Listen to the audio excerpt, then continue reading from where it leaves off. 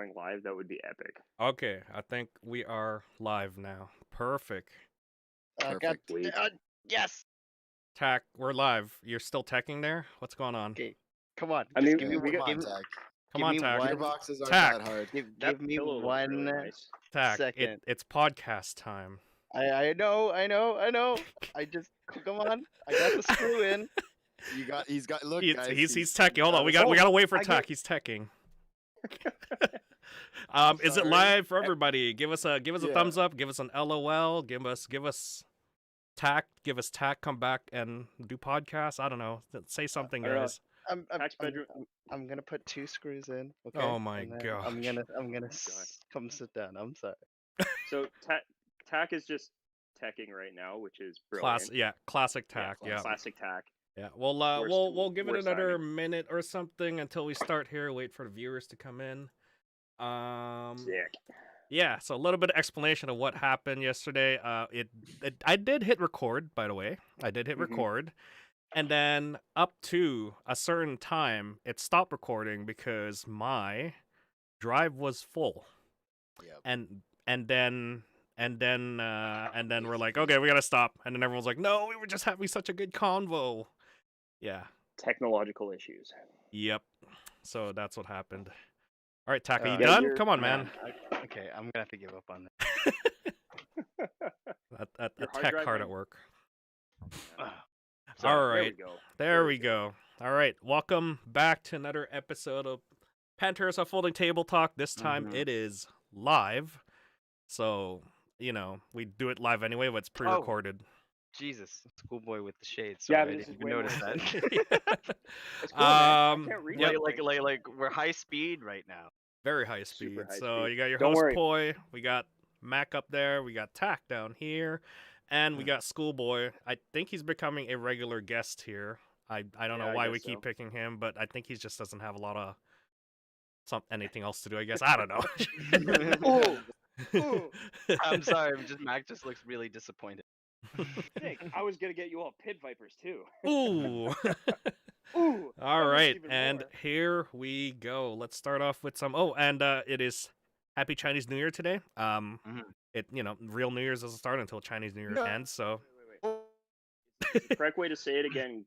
Gong Hei Fa Choi? yep, Or am I mistaken? Oh, so I'm not mistaken. yep. Okay, sweet. And also, Sunday is Valentine's Day as well. So Mhm. make sure you remember to give your loved one something, or if you're trying to escape from them, come to Panther. Or if you don't have anybody, come to Panther. Yep. And I think we just lost Mac as well. So Yeah, I think we're having some technical difficulties. someone text Mac, but we'll keep going here. Hey, it's a nice picture of his face. I'll give him that. Oh yeah. I was just gonna say that he's just deeply looking into everyone's souls right now. And Especially yours, also, Family Day is coming up as well, which is on the Monday. So happy Mhm. long weekend for everybody. So it is a busy weekend for everybody. And you know how it goes. We're going to have to stay at home or stay within your local sort of community area. There you go. We're back, Mac. There you Am I go. back? There we Yeah, go. Okay, you're I'm back. sorry Okay. I left. Any updates from our last podcast? I believe we had a comment from our last podcast. It was fun doing the CQC stuff. Good feedback, good comments from everybody. We will work on it, but our Ministry of Changes, of course, is Mac, and he could fill us in on that comment that was there from yeah, the first things previous first. comment. Go ahead. First things first, I love you, Poi. And if anyone thinks of a better name, please let me know. But other than that, Oh my yeah. God. So great podcast talking about the CQC stuff. It was a pleasure having Dave on there and everything, and everyone being able to just go over what we were talking about. But that being said, there was a little bit of confusion from something that I talked about, something about 6 minutes into the podcast, talking about the FPS limits and engagement distances and such. So basically, I have it right here. So again, thank you for commenting. Sorry if I confused anyone else out there, but I'll first read out the comment and then address the confusion. So Steve Palmer wrote a really nice comment on here about himself being a little confused. So I'm a little confused regarding the comments Mac made on the field rules, especially at minute 6:05 to 6:30. Mac says up to 420 FPS has no minimum engagement distance as per field rules at Panther, but Elliot's morning safety speech and the field rules posted online at pantherpaintball.com says a minimum engagement distance of 20 feet for an AEG up to 420 FPS with .2s, which is the standard for measuring AEGs. This means, as per safety speech and the field rules posted online, any engagement within 20 feet should be with a pistol only up to 400 FPS with .2s. Am I missing something in the rules? And then he addresses this also to the main issue where he says this relates to kill house. All engagements within kill house are less than 20 feet, maybe.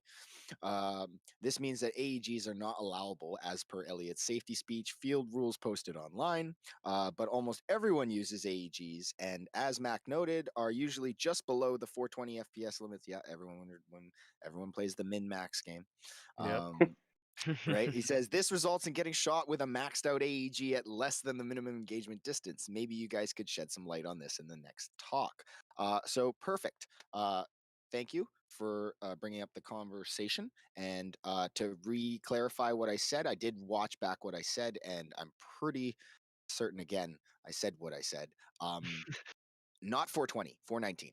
If you are at 420, you are in a DMR classification, and you require a 50-foot MED. So if you're playing min max, you're not a very nice person, and also it is what it is on our rule set. So it does come down to a lot of things where it comes to obviously player safety and everything like that. And for the majority of players, we have deemed that to be a safe classification.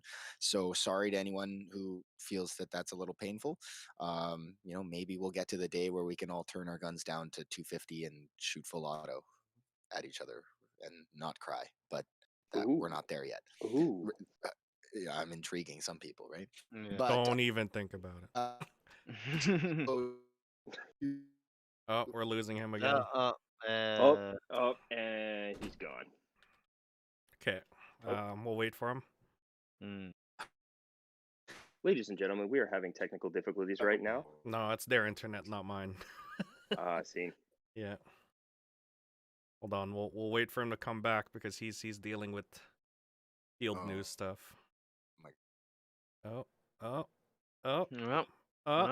Who's downloading at home? Do you think he's unplugging and plugging in at the same time to try and see which one works faster? Kind of like an old switchboard. It's going click, click, click, click. Come on, Mac, come back. Come on, Mac. I'm just thinking that probably would be what he's doing, but He's like doing it as fast as possible. Like, damn it, which one? Which one? Oh, it's catching up. It's catching up. Oh, there we go. Hold. There we go. Oh my god, I was just like typing it out. Like basically I could like see here and thing out on my laptop, and I am just not involved. So Yeah. I apologize. I'm Continue, a frozen yeah. screen. Hopefully it's not as frozen in a terrible place, but it probably was. So I think I addressed the comment. I was just trying to reiterate again that our field rules are from 366 to 419 is a no minimum engagement distance. And now that is on semi, getting to the specific part of that, because full auto capable guns do have a minimum engagement distance of 20 feet. Now, there are also accompanying rules that follow that. Full auto is not to be shot out, in, or at, around. God, there's so many, it's confusing. Buildings, there's no full auto in buildings. Everyone knows that video, and that's why. There is no full auto in buildings, bro. Okay? So that being said, in City is a semi-only game. So if you have a full auto gun, leave that at the car, or that it's not what you should be playing with. There are a select few people who have been allowed to use toned down LMGs and such that are in those maps. But again, those people have specific permission. And if you have a problem with that, you're more than welcome to come talk to the staff and they'll tell you why. Those people themselves are quite responsible. Stay out of buildings. Do not shoot directly into the death tunnel that is a doorway, and use it very sparsely and sparingly. So I know our friend David here is one of those people that have been allowed to use LMGs in those certain situations. And, Yep. it doesn't affect the gameplay. Dave still plays the same anyway, so it's great. But I still get hit. So exactly. But yeah, so to get into that, the confusion I'm assuming was reading online. You will definitely see that there's a 20-foot engagement distance for up to. I'm pretty sure it says 419, but I'd have to double check again. But either way, that's our Well, classification for that. it wouldn't matter because then after 419, yeah. there's full You auto would exactly. You would enter the DMR class, which you are supposed to have your full auto locked out. You are a semi-capable gun. Yeah, Yep. exactly, and then you would have a secondary. Oh, Oh, here we go. We lost oh, him here we again. go again. He's gone. Gone from that, and then to add the other part Oh, there because we go. he. We're good. We're good. We could hear him. Nope, he's gone.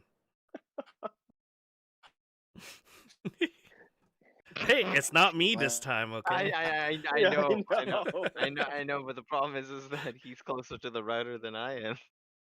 Oh my god. It'd be funny if we had an intermission, like an intermission or a please stand by pop up in the person's screen. I guess every it's time they time for a disconnect. sip rep. Sip rep. Yes, time for a sip rep, gentlemen, while we wait for Mac. So everyone hydrate. Not sponsored. Oh yeah. Not sponsored at all. Waiting for you. Remember, Mac. stay hydrated and work on your fitness. Mac will appreciate that. The silence is ominous. Yeah. It's funny because he's still got the other parts here to deal with. So. I would love to take over his spot here, but I some of it I don't know. Some of it he knows the topics too. So yeah. Come on, Mac. Someone pass him a LAN cable. Yeah, I wish he. I wish. I think we need to start having a LAN party over here. Yeah. Mac, are you back? Nope. Nope. Oh, we're close. We're close. He's moving. He's a slideshow now. It's light shifting. Okay, I think he's back. Yeah. Can you talk, Mac? Oh. There we go. I think you're back. Can you hear me now? Yeah. Yeah. Yes, we can hear you. I hate the internet so much. I hate you. Okay, I think All I think you're good. Now it's gonna be your segment I think again. I addressed that one. Yeah. I know this Okay, is so terrible. so where we left off here was that No full auto. there's no full auto after 419, right? And that you have to have a secondary with your primary DMR. after that, right? Yep. And then so now specifically with the 20-foot engagement distance, which comes with the AEGs that play within the 366 and 419 category, have a 20-foot MED within full. So that's where you were getting off to. Thank you. Thank you for finishing that, and I hope everyone heard that. And I'm sorry my internet sucks. It's funny because you still have internet. you still have the next part here for what's happening at the field. All right, I'm sorry, guys. Okay, All right, so blow through this. Let's go. Yeah. So, okay, guys. Some of the changes that we're implementing right now, obviously with the field, this coming weekend, if you are out, please, masks are strongly recommended. Okay, they aren't mandatory when you're outside by yourself or something, but if you're hanging out with people who aren't in your social circle, if you're coming into the shop to talk to Tack and I, if you're hanging out with people in the barn, please be wearing a mask. Okay. Other than that, please mind your social distancing and everything like that. It's not that anything happened or yeah, not trying to scare anyone, but it's just basically like we're just trying to reinforce that, we're trying to mitigate any chances that we have of anything going wrong at our field. So again, guys, masks are highly recommended from this weekend on. And going from that, just moving into some of the field changes. Thank you for anyone who had kind of given me feedback on some of the slight changes that we've made to City. They are progressing. We noticed a significant change in a lot of the players' kind of like routine game behavior, and we saw that they were kind of forced to make different decisions than they were used to, and that was a kind of cool change. even with just like small changes and stuff like that, putting a building here, you know, throwing a wall here, it really did kind of like change the game around, which was really fun to Hmm. watch. Um, and after listening to some of the opinions and criticism and suggestions and overall feel, we definitely saw a massive improvement, and we are going to keep going. Like, this isn't going to stop anytime soon. There's a really big plan, and obviously, we have to kind of hit it off with small chunks. I wish I lived at Panther like I kind of do, but I don't. So that's what it is right now. We're going to implement the changes slowly because we need to make sure that we obviously analyze the pros and cons. We want to make sure that each Hmm. change affects both sides equally. Like, we don't want to have anything overpowered. We don't want to have anything unfair to one side or anything, just more beneficial. So obviously going to make sure that I have my video game guys there to watch this and make sure we do things correctly. Um, and then, other than that, this weekend we're gonna try and open up the field a little bit more. I know we've been restricted, guys, just because we have a lot of different film sets going on right now. But hopefully, I can't give you a definitive answer, just because it goes all the way up to like tonight. They'll make their decision. Um, If so they we finish will. their scene. Yeah, exactly. Right. So it comes down to that work. So I do know that we are gonna try and open up some of the regular field, but there still will be some field restrictions. So it won't just be city. We did take some people across river for airsoft side. I know some people hadn't been over there in a long time, so that was really cool to play. And then other than that, we're basically uh, yeah, we're not at full capacity of field wise, but I'd say we're somewhere within maybe about 60 to 75%. So yeah, if you guys are out, it'll be great to see you. If not, see you in the future. Yep. And just to make sure, we are closed on Monday. If you're thinking of Oh, coming to Airsoft on a Monday, we're yes. closed on a Monday either way. So it's a long weekend for a lot of people, but we are operating Saturday and Sunday as usual. Mm. All right. Moving on. Thank you, Mac, for all the news and improvements. Sorry about the technical difficulties, That's everybody. okay. That's okay. All right. TAC, our Ministry of Mishaps Ministry of News. News. News, eh? A Ministry of News. Okay. Oh my Well, hey god. guys, your Ministry of News here apparently. It's Butak. Okay, so first up, we're going to be talking about 3D printing here. So more and more 3D printing becoming really popular in airsoft, almost to the point where it's becoming a essential service. And recently, I had seen a post. If Poi can pull that up. Yep. Pulling it up. For the what's it? Andy's Airsoft, where he is now offering his 3D printers and Hmm. printing services, as well as the fact that you can send him a design, and from there you'll get it free, as well as portions of the sale. But he maintains the rights to sell it on his website and stuff like that. So I don't know about you guys, but I see that as sort of a win-win, just like he was saying, especially for people who don't have like the capabilities of having a printer and stuff like that, or just people who just want to design stuff or whatever. Might be a So good deal for them. let me interject here. Did he mention anything about once you send him the files, does he get rights to that files and can mass produce it and then sell it as his Well, own to his customers? Or I don't know about mass produced, but what he did say was something about he maintains the rights to sell it on his. So okay. So yeah, yeah, I'm just thinking like creative rights and stuff because of the fact that if you made it and then he starts making it, then there's some sort of licensing laws and yeah. as well as like So proprietary from laws what that you're getting into at that point. I mean, 3D printing's Mhm, great, mhm, but there's a lot of questions that you got to answer for a lot of these things now, especially when you're taking someone's file that's not even yours, sending it to mhm, him, and then he starts mass producing it. Then mhm. So yeah, it all comes down to whatever licensing that comes down to the original file. Usually, when you create a design, especially when you use some of the programs online, like Tinkercad and some of the other ones online.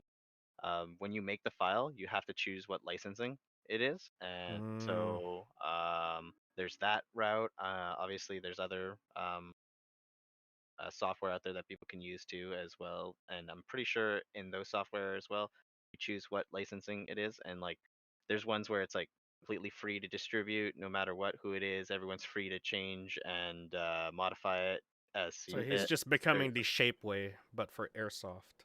Yeah, exactly. He's essentially becoming Shapeways, but more focused towards just airsoft in particular. And I really hope that more shops kind of pick it up. I know that Umbrella Armory themselves sells 3D printed parts for upgrades that they've found and done themselves. I don't see them offering it Yeah. as like a service like Yeah. Andy's Airsoft is doing. So Yeah, I you mean, know, as far as manufacturing goes, it's one of those things where you have to ask the manufacturer to make it, and then they send you a whole bunch. Whereas you cut off the manufacturing, you go straight to the shop, be like, I need this part. They'll be like, oh yeah, we could print something, and then send it to you, and they only have to make one copy. I mean, that's convenience at its best. It is the future. Hopefully, a lot of stores do the same thing.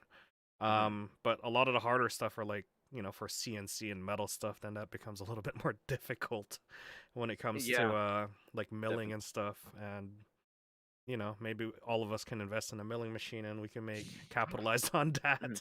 Well, I don't know about you guys, but custom barrels coming at you. Yeah, if you guys know any millwrights, throw them my way. Yeah. So after that, moving on. Next part news is recent restock of the suspect Po Fung radios from Canadian Cartel, also known as Bailfang. So I threw that in there just to let everyone know, kind of like to not purchase the radio. I know it was like a throw off, give some it's just like advice, it's just like the accessories are fine, like if you want cheap accessories and stuff like that, they're used, but like Poi, if you kind of want to sort of give the specifics on exactly why they're not Just recommended. punch it in the face, Poi. We don't like rail fans here. So, as far as radios go, these especially are sort of dangerous as a amateur sort of amateur radio like licensee holder. Like these radios are not that great either way. As far as usage goes, when you're transmitting in these things, you're not even supposed to transmit unless you have unless you're a license holder. You're not supposed to be able to transmit on these things and use it. There are supposed to be designations at the back of the radio. They say that it's supposed to be for Canadian use. Sometimes they'll just slap on a sticker there saying that it's like for Canadian use, and they put all the legal stuff at the back, but they're usually just very generic. Yeah, I don't recommend it. I would say just go find yourself a Motorola that runs off of a family service radio and use that, because they are licensed to use those frequencies. If you're gonna use your own frequency, then you're interfering with commercial. You're interfering with that's where people who actually own people who actually own frequencies and hold them.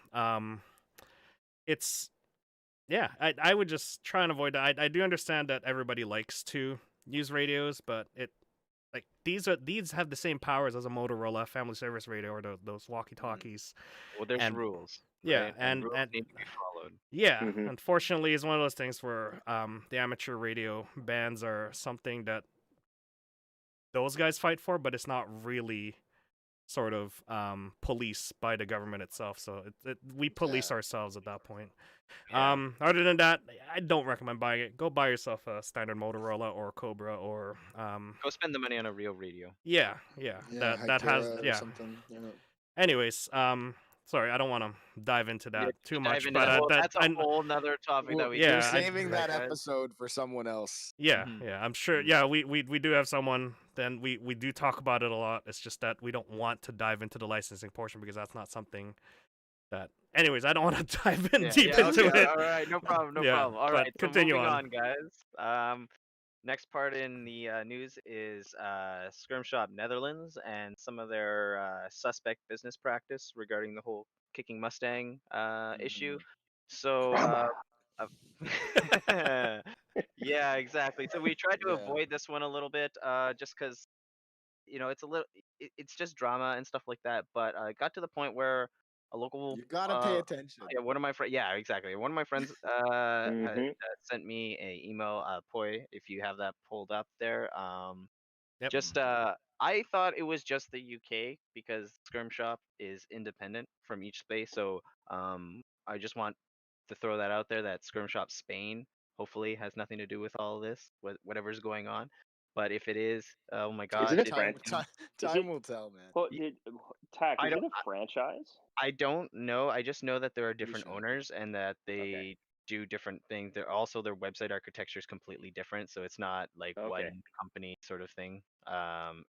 So then eh, it probably franchises out. That's That's what got to it be a yeah. is. franchise. But anyways, Yeah. so getting into like the suspect sort of business practice, right? So what happened was like Kicking Mustang sort of well, for people who don't know, there was a huge kerfuffle with Kicking Mustang and Skirmshop to the point where Skirmshop tossed Kicking Mustang aside and kept selling like the ghillie suit. I know for some people out there, they might have seen that switch between the Kicking Mustang thing to the Stalker.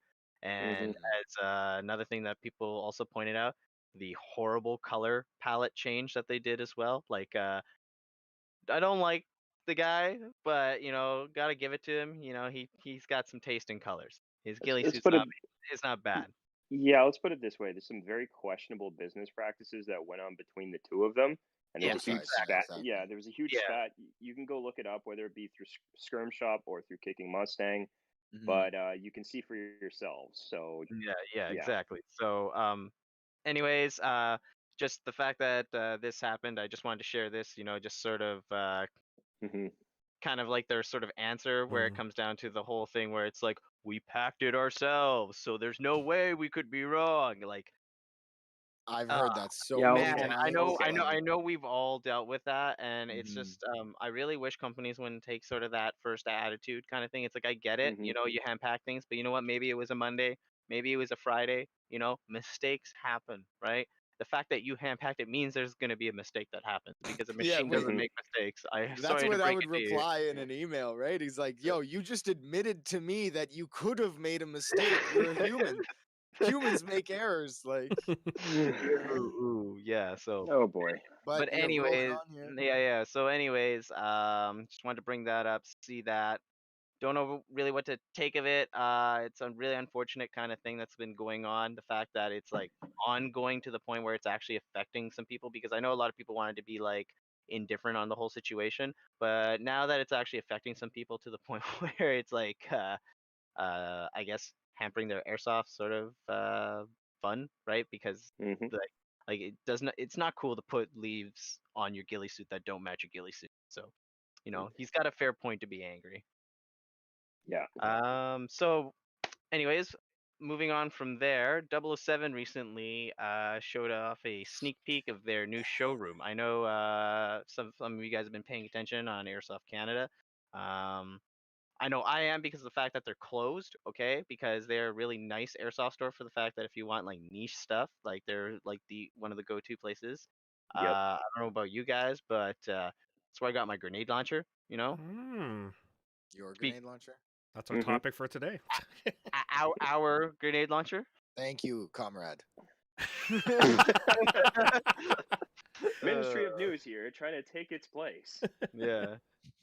Jesus. That is a But nice showroom, though. That is pretty big. yeah, Looking at what the It is photo huge. here.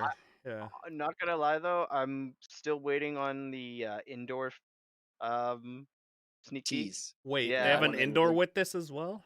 Did you Yeah, Yeah, well not they see the do. write up? Yeah. Oh that's my essentially gosh. why he's in a new showroom and stuff like that, because he made an indoor field CQB with place? exactly with So, his where airsoft store. where is So 007? Just Calgary. Calgary. Wow. Yeah. Wow, we could do a day trip there, really. Yeah, Well, Let's technically, go. yeah. yeah, we could exactly. So, but yeah, no, I know I've bought a lot of stuff off of there. They're really nice, close Canadian. Like for instance, like I was Or saying about local. yeah, but well, that and especially about like the niche stuff, right? So it's like I tried to get the grenade launcher from hmm evic.com and stuff like that. No matter what way I tried, left, right, and center, okay, could not get it to go through, and it's just like, okay, I give up. It just won't ship to Canada. Next thing I know, I'm looking through some of the Canadian sites, and it's just like, boom, it's right there, exactly what I wanted. That was off of evic. I was just like, thank you, you have my service. You have my money. Like Yeah, Shut up and you take my already money. dealt with the border. Thank you. Like, yeah. Just take my money. So which grenade launcher did you get out of them then? We got the 320. Just because hmm everyone's got a 203. Not hating on the 203, right? But I like Great, the fact great. that the 320 can be mounted as well as standalone. Gotcha. All right. Well, thank you for the And I news mean, there. come on, the side loading thing is cool. It's just like ding. Yeah. But it's only for righties. You can't do it as a lefty. That's Oh, not true. You can switch the mount. you sure? Are you Yeah, sure about that? Because yeah. I own a You can 320. you can switch the mount. The only problem is that you cannot switch how it reloads. That's the only thing. What? That's what he. That's what he So just said. That's what I was so saying. I'm That's just what he saying. just said. No, I'm just saying. I'm just saying. You just have to do it like this, like an AK. Okay, it's just like. Over on its side. All right, now I was we like, can where roll. is he going with this? I was like, he's either gonna turn the gun on its side, or the launcher is gonna be like mounted sideways. He's like, hold and on, that's guys. not I'm gonna okay. reach over, load the grenade into it. What is this, World Yep. War II doctrine? Yeah, That I think you is guys. a I good think you guys segue. screwed grenades on your gun back then. That is a good segue for our topic, guys. Grenade launchers. We're gonna go deep into this, guys. Our deep dive into airsoft grenade launcher. We're gonna start off with the definition of grenade launcher, and then we're gonna go through the history, and then launchers, and as well as the ammunition that we're gonna use. David, you did this yesterday. Did you want to go through the notes that I've gone through here? You did pretty well yesterday. I can't read it on full size on my screen. If Um, you want to kick it off, no, you did pretty well yesterday. You could do this. Come on. second, let me get this thing. Yeah. Just don't read ahead of yourself. Yep. Yeah, I'll try my best not to. All right. So, the definition of a grenade launcher is a weapon that fires a specifically designed large caliber projectile, often consisting of explosive, smoke, or gas shells. I've never seen gas in my life, but I've heard of them. I think CS gas is what Poi is referring to in terms of riots. Yep. The most common types of portable shoulder fired or large crew served weapons. It can also come as a standalone weapon or attached undermounted to a weapon system, attached to a crew served weapon or a vehicle. So, yeah, you can pretty much find grenade launchers on everything and everywhere. They're very commonplace nowadays, even military side, like they're readily used. The history of them, so this should be interesting. The earliest devices that could be referred as grenade launchers were sling launched fuse bombs that exploded on impact. I Nice. God only help you if you screwed up on the sling and you fumbled it and it fell at your feet. You're Mm. having a bad day. Or what if it Molotov didn't cocktails. discharge Yeah. and it's like right in front? God, Oh man, you my- and all your buddies in ancient times are fighting the Persians, and all of a sudden No, the bomb that's not blows cool, up. man. That's not cool. So, modern grenade launchers were simple muzzle loaded devices using a short, large bore barrel in which an explosive device would be inserted and shoulder fired blunderbuss. They were called hand mortars. That's very true. And the original M16, like one of the doctrines was you dig the butt into the ground and then you use the leaf sight and you fire it from the ground if you're not shoulder firing it, which is kind of funny when you think about it, but no one ever does that. Types of grenade launchers. You have standalone. Yeah, the most popular is the M79. I will definitely attest to that. If you are looking for a Vietnam kit or a multi grenade launcher, there's also the Milcor MGL. The Airsoft one isn't as heavy, thank God. And then you have attached, most popular M203 attached on AR systems. The EGLM for SCARs, which you can also attach to ARs if you're crafty enough. And the M320, which can both be attached or standalone. Fun fact, the 320 was salvaged from the failed XM program. And then you have the very rare and very ominous Soviet GP25, GP30, and GP34 that fits on AKs, and the automatic Mark 19. So I haven't seen a lot of GP25s, 30s, or 34s for Airsoft, but I know they're floating around there. And I know there was that teaser on Instagram, which Boy's probably going to bring up, of that Mark 19, which had like a belt of moss cart grenades on it. Yeah, So- I remember that. Oh my God, that would be I amazing. don't think I have the screenshot for that, but that was from SHOT Show 2019, I believe. I'm Yeah. sure everyone's seen it. Yeah. That's They cool. know what So we're talking about. we'll just get an entire group or like a team of airsofters to carry that around, spend a couple $1,000 on getting link and grenades, and then you have a weapon superiority system right there. Hold Like, on, hold on, hold on. That You're showers asking BBs. airsofters. You're asking airsofters to play as a team with a crew-served weapon. I mean, yeah, Those are why those not? are two things that I don't know. They don't can come correlate. together, They don't No, intersect. right? Is Because that no. it's an airsoft well, oxymoron? I'm saying that you can have one or the other. You could have an airsoft group that Team. plays as a team, and you can have an airsoft group that has a That crew-served plays weapon. alone. Yeah, but I don't think you can have the two coincide. It is I don't very know, man. rare. Airsoft is like it's like It herding has been cats, done though. right? Herding Mm, cats. mm. Cat herding simulator 2021, boy. No, You could try it's as hard cool as you though. want, but airsofters are gonna do what airsofters are gonna do. You can't stop them all the time, I came except here for to throwing sling rules at them. I came here Exactly. to swing BBs. I don't care if anyone I gets guess I'll hurt. take over here. Yeah, hop For into it. ammunition type, for real steel purposes, the standard NATO 40 millimeter type is the standard ammo that you get for exactly NATO. That's pretty common. And then when it comes to the Russian side, then it starts to change a bit because they have different Gets a little sizes. weird. Yeah. It gets a little bit It weird. gets a little weird. It gets a little weird. All right, so let's jump in here for airsoft use. Now, we've gone through the history, we've gone through the definition, we've gone through the different types of airsoft usage for real uses. Now, for airsoft usage, it's a little bit different for our world because we don't treat sort of like the grenade launchers as their intended purpose for No, they're like big airsoft. shotguns. They're more like Yeah. big shotguns. They're more like shower grenades. I mean, I guess that's the closest thing we could get is just showering on top of people's heads, if they would call it at that point. Really, it'd be really cool Yeah, if you did. or direct fire if you It'd really be a want lot to. cooler if you did. Yeah. Just before we get into any of the airsoft usage, what is the Panther airsoft stance on it? Just to clarify, if anyone wants, I think Mac, you could probably clarify for us.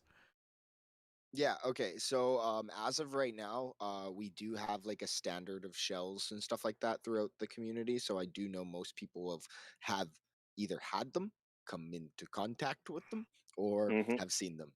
So the most popular thing that everyone has seen as of, I think, I don't know, the last like 3 years and stuff like that will be the Airsoft Innovations 40 mic. It makes a Yeah. very distinct sound. Everyone knows it. Everyone fears it, or you should. Basically, it shoots a stream of 150 BBs out in a direct stream. And I think they can go up. We tested it once, right? It goes up to like 200 feet if it's done. No, we did I'd it say with 100 Tim. feet. We 100 did feet? we did Yeah. it with Yeah. Tim, and you could get out to 300 feet, but you had to arc it. Yeah, like hardcore. Right. Yeah. But That's okay, so super that being questionable. said, that type of munition right there, that round, the Airsoft Innovations 40 mic, as the name says, has a 40-foot MED. So you are not shooting anyone closer than 40 feet with that, please. Also, if you're shooting one person with that, you're not a nice person. If you are shooting a group of people and you're moving it around, correct way of use for that. It is gathered. It's very uncommon just because it's a grenade launcher, I know, but do it, okay? Just do it. Just do it. It's a hose at that point. It's a Okay? very effective buckshot round. Very Yes. effective. So So grenade moving- launchers are key masters Uh, at this point. Yeah, Basically, glorified shotguns, just yeah. like David said. Yeah. So moving on from that, another product from Airsoft Innovations when it comes to the grenade launcher, they came out with kind of a solution to what they bestowed upon humanity as this 40 mic, which is just hell on earth, really, to be on the receiving end of that. Is the master mic. So that is kind of the same concept, a little bit smaller, I think a little smaller on the ammo capacity and stuff like that, and a little bit softer on the impact. But the main point being that it is a direct spread shot. So it is it is like a conventional shower shell, but it is loaded and looks just like the 40 mic. So it's still ominous, and it still makes that sound. So don't get confused. Well, so just to clarify though, so that people don't get confused, because it does have one single hole, but the way it's designed inside is that it's like spiraled inside. So when it comes out, it actually comes out as a cone. It doesn't come out as a stream. It's kind of like a tornado grenade that's fixed. Yes. With one tube where everything comes out. It works really well. Yeah. And then with the 40 mics, like they have They have the red tape around them. They're a little bit longer, so about the size of a standard shell. And then the master mics are a short Stubbier. Yeah. version with a blue tape, so you can tell them apart. Yeah. They're pretty distinct. I run both of them, so Mhm. yeah, very shouldn't have very much of good an issue. very good tools to have on the field Mhm. that Yeah. you could say. So that being said, guys, those 2 rounds specifically Mm-hmm. have engagement distance rules. Okay, so you are not using a 40 mic any closer than 40 feet. You're not using it at a building, and or yes, yeah, no, Yeah, we've established that it's not being used at a building. Mhm. And the master mic, it is a 20-foot engagement distance. That one can be used in a building setting, but again, it's not something that you would go up to like the door and then shoot the person inside with it. It would be something like you were outside of the building itself and you were shooting into the building with that. So Yeah. that kind of play is okay. And then moving on to the more conventional rounds that I know a lot of people have had a lot of frustrations with.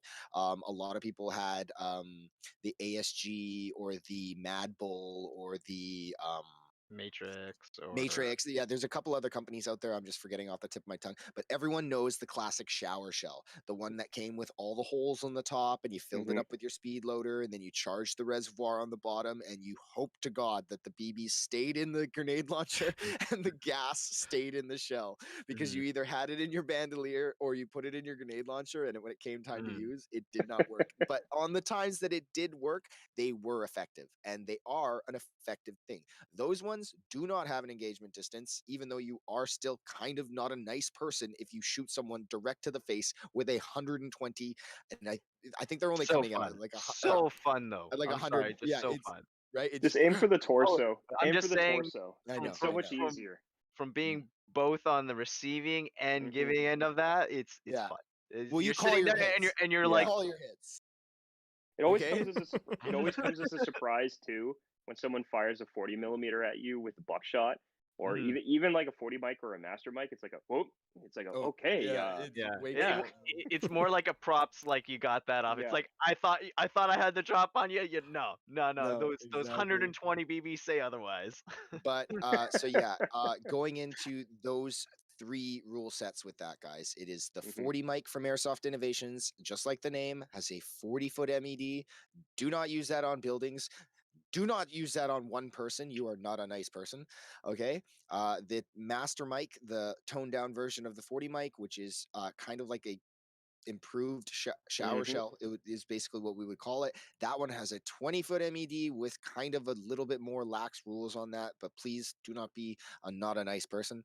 And then the conventional shower shells and things like that, of that nature, the old variety of those, they do not have an MED, but again, I am like not saying please just charge into a room and shoot someone Yeah. point blank.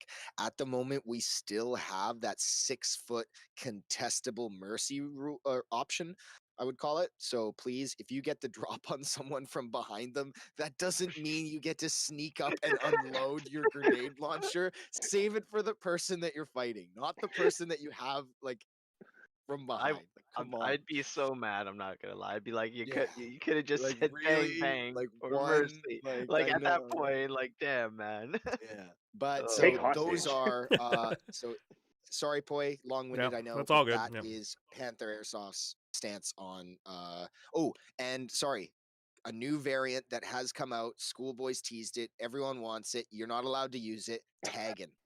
Yeah, but we'll get into Mm. that when we get to tagging. So Yeah. there you go. Yeah, Okay, Official okay. stances, you cannot use it. You do Oh, not Mhm. use tagging rounds. perfect. Yeah. Okay, so we're Panther. punching that right in the face. Yeah, there you Yeah, go. I'm sorry. Yeah.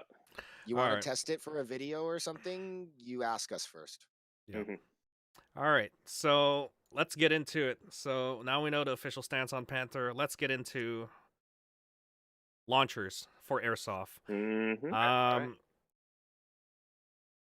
I Grenade had launchers are basically like a very niche item, very sort of Yeah. a specific role in what you use it in Airsoft. Like there's not that much types of launchers out there. If there are, they're either not obsolete, but they're legacy and they don't they don't make them anymore, and it's hard to get, or they're just parts aren't there. Yeah, or it's just hard to get because they're not available in store. You'd have to get them somewhere else or outside the country, right? I mean, it's very rare it's even very rare to find someone at the field with a launcher to begin with, too. Yeah, so Yeah. I think grenade launchers in airsoft are becoming more and more streamlined from what they used to be when I first started. Because when I first started, there were so many options in terms of how many different launchers you could get. So you had everything from your standard 203s. Caw and Apple Airsoft Works used to make all the unique sort of like the M79, the short barreled version of the M79 before King Arms did. They also made like the 8 barrel and the 6 barrel rotating grenade launchers with just the pistol grip and the foregrip, which are I think the original kind before Milcore came out. And then they kind of like petered off, and then nowadays like you're kind of stuck with 203s. If you can find a GP30, yeah, like that's awesome. And then EGLMs, VFC made them for a long time too, and then they canceled doing scars and EGLMs, unfortunately. I think SEMA has since taken the mantle up on that one. And then nowadays, like between that, you have like D-Boys, ENC, GMP, and King Arms, essentially. Those are kind of the four that you have right now. And SEMA, pardon me, five that are essentially floating around. But in terms of like Canada, they're hard to find right now, you know? It's not easy to get them. Yeah, the most I've seen for just common launchers is just the standard M203. You guys are right. You like what you're saying is you wanted to get the M320 because it's just much more rarer and uniquer than 203 because everyone has that.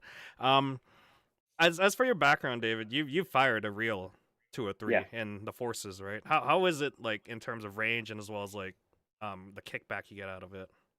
So they're real 203s are different than airsoft ones. The airsoft version essentially has it's just a lever that you're pulling and it's pushing a pin forward, which is an oversized firing pin, which is hitting a gas valve to release the gas in the shell. Whereas the real one, the action of opening up the breech cocks the weapon system. As you cock it back, it has a spring-loaded mechanism which actually fires a very small firing pin to detonate the round to fire off an actual 203. So the question has always started to come up in airsoft from time to time whether real grenade launchers and airsoft grenade launchers are cross compatible. There's no cross compatibility whatsoever between them. They're very distinct. The airsoft ones look like the real one and sort of act like it, but it's completely pure imitation, and they're It's a toy.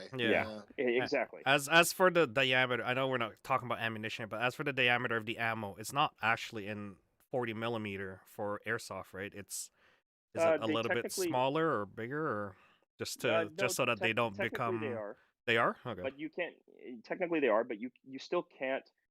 Even if you had a real 40 millimeter round, you can't detonate it no matter what you do. There's no way possible. And not enough force inside an airsoft trigger. Yeah, so you can forget about it. And don't even think about it. But for like airsoft, if you were to get your hands on a 40 millimeter, somehow, right? There's steps that were taken before. Can we not? We need to analyze the situation. You're not gonna come up to Buddy and be like, guys, I got this HE round. Like, look, if you could get HE ammunition, call me. But don't call me. You know what I mean? Don't call. No, don't. But it's not gonna happen. Yeah.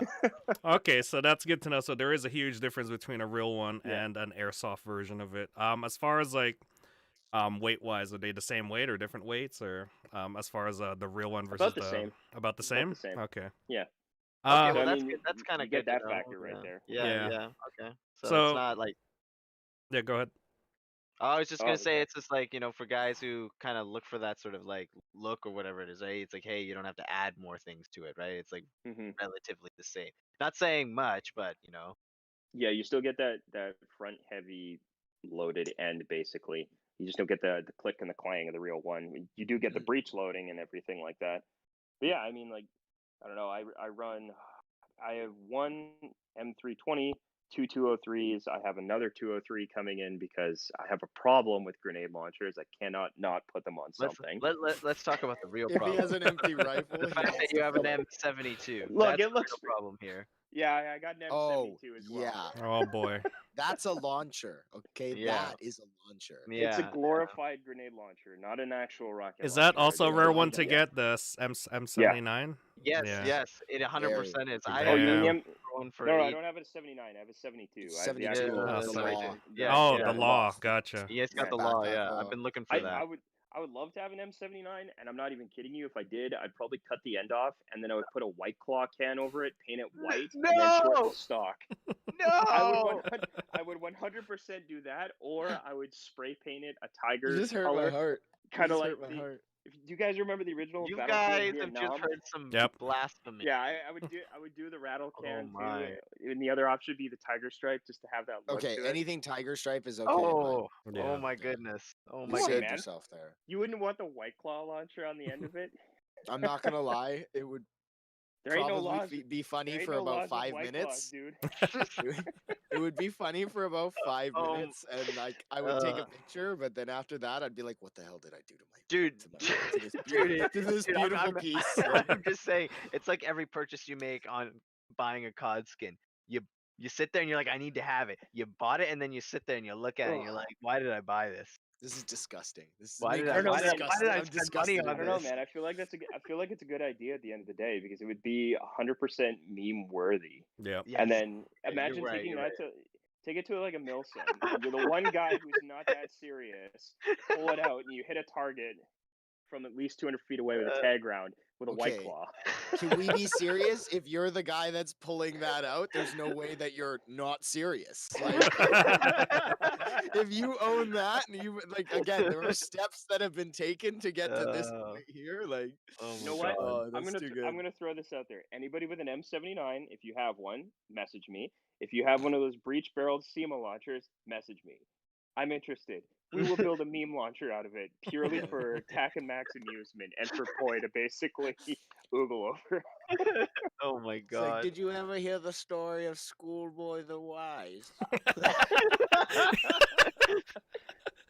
Oh He my made the God. claw of the white one. The White Claw. He made the White Claw launcher. All Oh right. my Let's gosh, get back okay. into topic Okay. here. So M203 is the most common launcher. Is that what you guys would recommend for a first launcher for a lot of people? Yes. Is it because Yes. of its compatibility? Like, what is the Uh, total reason? So my big reason for suggesting something like that specifically, the one that I know is widely available is the ICS version. And Yeah, I but say be this, careful with that one. Yeah. but the reason I say this is because it's made out of polymer or plastic, really cheap plastic. Mhm. But the point is that it's made out of plastic, so Oh. it's light. Not to interrupt, S&T makes a lightweight polymer launcher as well It's too a now. mix, Okay, though. That yeah. one's a mix. That one's a 203? It's a mix. yeah. ICS makes a pure polymer 203 that Tack's talking about. Yeah. We bought it, and so Yeah. So it's like it's not bad. it's good for any beginner person who wants to get into something where it's like super light. But if you're going for like the full like, hey, I want to feel pain, I want to regret the purchase that I made. You're buying Question yourself decisions. you're buying yourself Yeah. a GMP with the barrel attachment on it. You're buying yourself an LMT. Mhm. Hell, what's the other one that the Aries or whatever it is? There's a couple other ones Yeah. out there, but Yeah. like the ones that are heavy, like you put it on there and you're not having fun on the weekend. You're sitting there You and you're don't giving like, you don't like yourself. you're working out. Like, what are you doing? Have fun. Work on your fitness, Tack. Yeah. I like them. I work. Yeah, with I it. was gonna say, Schoolboy. I have no complaints whatsoever. Like, Yeah, neither do I. Yeah. I can I got- carry my gun. For me, I use the I think it's a GMP launcher, Mhm. and Same- yeah, you the have a thing. rail-mounted one. You have the same one. Yeah. Like, this Yeah, it's a model, right? rail-mounted one. So Yeah. I'm pulling up a photo here. You guys can see it from the live chat there. But it's my M4, and it has the reason it's great is because of the I Mhm. think it's like the bottom mounted Riz attached. What is the clamps for it? Are there? Yeah. Yeah. And the that's quick match. you could dump that on any airsoft gun at that point that has a like a bottom Picatinny on it. I've seen people put them on AKs, so you can do that too. Yeah. Wow. Yeah. If you can't get a GP30, just put it on an AK. Well, Yeah. surprisingly enough, I've seen those start to pop up. I mean, I don't know if Yeah. it's somebody just brushing the dust off of them because I know they're pretty rare, and when they pop up, they're kind of a hot ticket. But I Oh, have dude. seen AK launchers at our field. I want to Hmm. say I am proud of you. Yeah, Mm. if you can get your hands on a I think it's a King Arms makes the GP30. They Hmm. made them so they use standard 40 millimeter airsoft Yes. shells Yeah. opposed Ah. to the weird vlog ones, so you can use The standard 36 shells. millimeter ones. Yeah. Yeah. Which gives you a wider variety and more options. Oh hell Okay. yeah! Then you Mm. can actually use regular grenades and not have to buy the really crappy Moss Cart So AK since ones, since which we're moving is away from 203 now, what is Mhm. sort of the next level to that? Is it the EGLM or M320? What are we looking at here for next I want to steps? say it's a bit of both. The Mhm. EGLM and the M320 right now is probably equally just as hard to obtain or to get.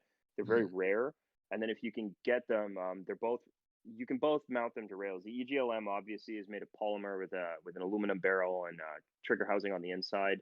I think Mhm. it's metal if I'm not mistaken, but you can mount them on M4 systems. I've seen guys do that. You can take off the magwell system and use Risque. and use the button on the back and mount it on Which anything one, an else. EGLM or? Yeah. EGLM. Okay, Yeah. Yeah. yeah, I'm pulling up the photo here for the EGLM. They are pretty unique in terms of they will only fit. Like you're right, it'll only Oh, fit on a SCAR and they are system, right? truly Well, yes and no. without They fit on modifications. ARs. Yeah. They fit on ARs too if you can get the magwell to line up with the rail segment properly. VFC did make an FED SR16 with an EGLM mounted on the bottom of it for a while as sort Yeah. of like a I think a special airsoft AEG they put together. It was super cool looking. I never got to screw around with it, but I've seen images of guys with them. Yeah, and they They look technically pretty are cool. true. Yeah, they're technically It's a yeah. Mhm. they're ambidextrous too. Unlike the Ah, 320, Yes. you can actually open it left or right and then Yep. breech load it from either or. It's like a 203 in the sense that you open the bore up and then you can swivel it from to one way or the other to load it, and then you close and lock it up. Whereas the 320 is a side loading system, which in essence is easier because you can put rounds in faster and take them out quicker, but it's only on the left side, so it's only right-handed friendly. And then if you're using it as a lefty, you have to cant the weapon system yeah. over. I have a 320 and I had it on Let me my just pull up a SFW. photo of a Yeah, M320 here. Yeah, this is it right here. It's got its own handle and everything. yeah. Mhm. Because you could basically Hmm. detach it and be a standalone as well, Fun which Mhm. is fact: they're not lighter than a 203. They're the exact same weight. Yeah, really actually. Bulkier. Yeah. Yeah, well, wow. the weight's more concentrated. That's the funny thing. And it kind of sucks ergonomically. I don't know if it's Y- different for different versions, but it's got like a really tiny baby pistol grip Yeah. on it.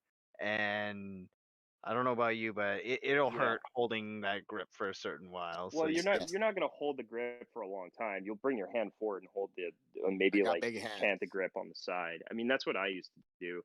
And unfortunately, like Exactly. I broke my 320 because the internals on them are poop. But they're nice to have, you know. How Mhm. did you break Mhm. them? Like, or was it just bad manufacturing, or is it just one of So, those? oh man, so I'll dive into this one. So people can go on my Instagram and check it out. I think I saved a story for it. I'm pretty sure, but the original trigger mechanism, which is just a crappy lever on the back that you basically put pressure on and it pushes forward on the firing pin. The firing pin would go deep enough to detonate any shell that I had, which was great. But because the lever was on an odd angle, you had this really crappy sort of pin that went through the middle, and it was Mhm. steel, but the pin ended up bending and flexing after like 2.5, 3 years of use. So I replaced the pin with a larger one, but the lever itself ended up cracking and breaking because it's just a cheap sort of zinc Stock. like press mold, right? Press metal. So Yeah. yeah, I ended up breaking that one too. And if anybody out there has a CNC machine, I would love to get a new one CNC'd out of like maybe like what is it, 1770 aluminum or whatever it is, like the aircraft aluminum that's super strong, strong as steel. Hmm. But they're great launchers to have. They work really well with airsoft, like master mic grenades and like standard moss carts. The moment you go to CO2, though, in any launcher, keep note of this for all you guys who are interested in this. When you switch over to CO2 or any high pressure gas, the amount of pressure that you need to detonate the round is a lot more pull on you, basically pulling that trigger. Mhm. So if the system itself or the mechanism isn't strong enough to take the force, something's got to give, right?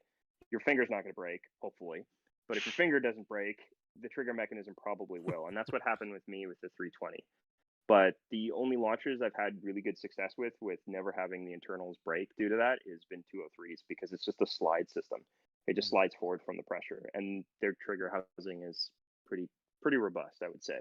Yeah. So, in terms of reliability, are grenade launchers in general very reliable, or is it just depends on the manufacturer, or is it something that they haven't improved on it?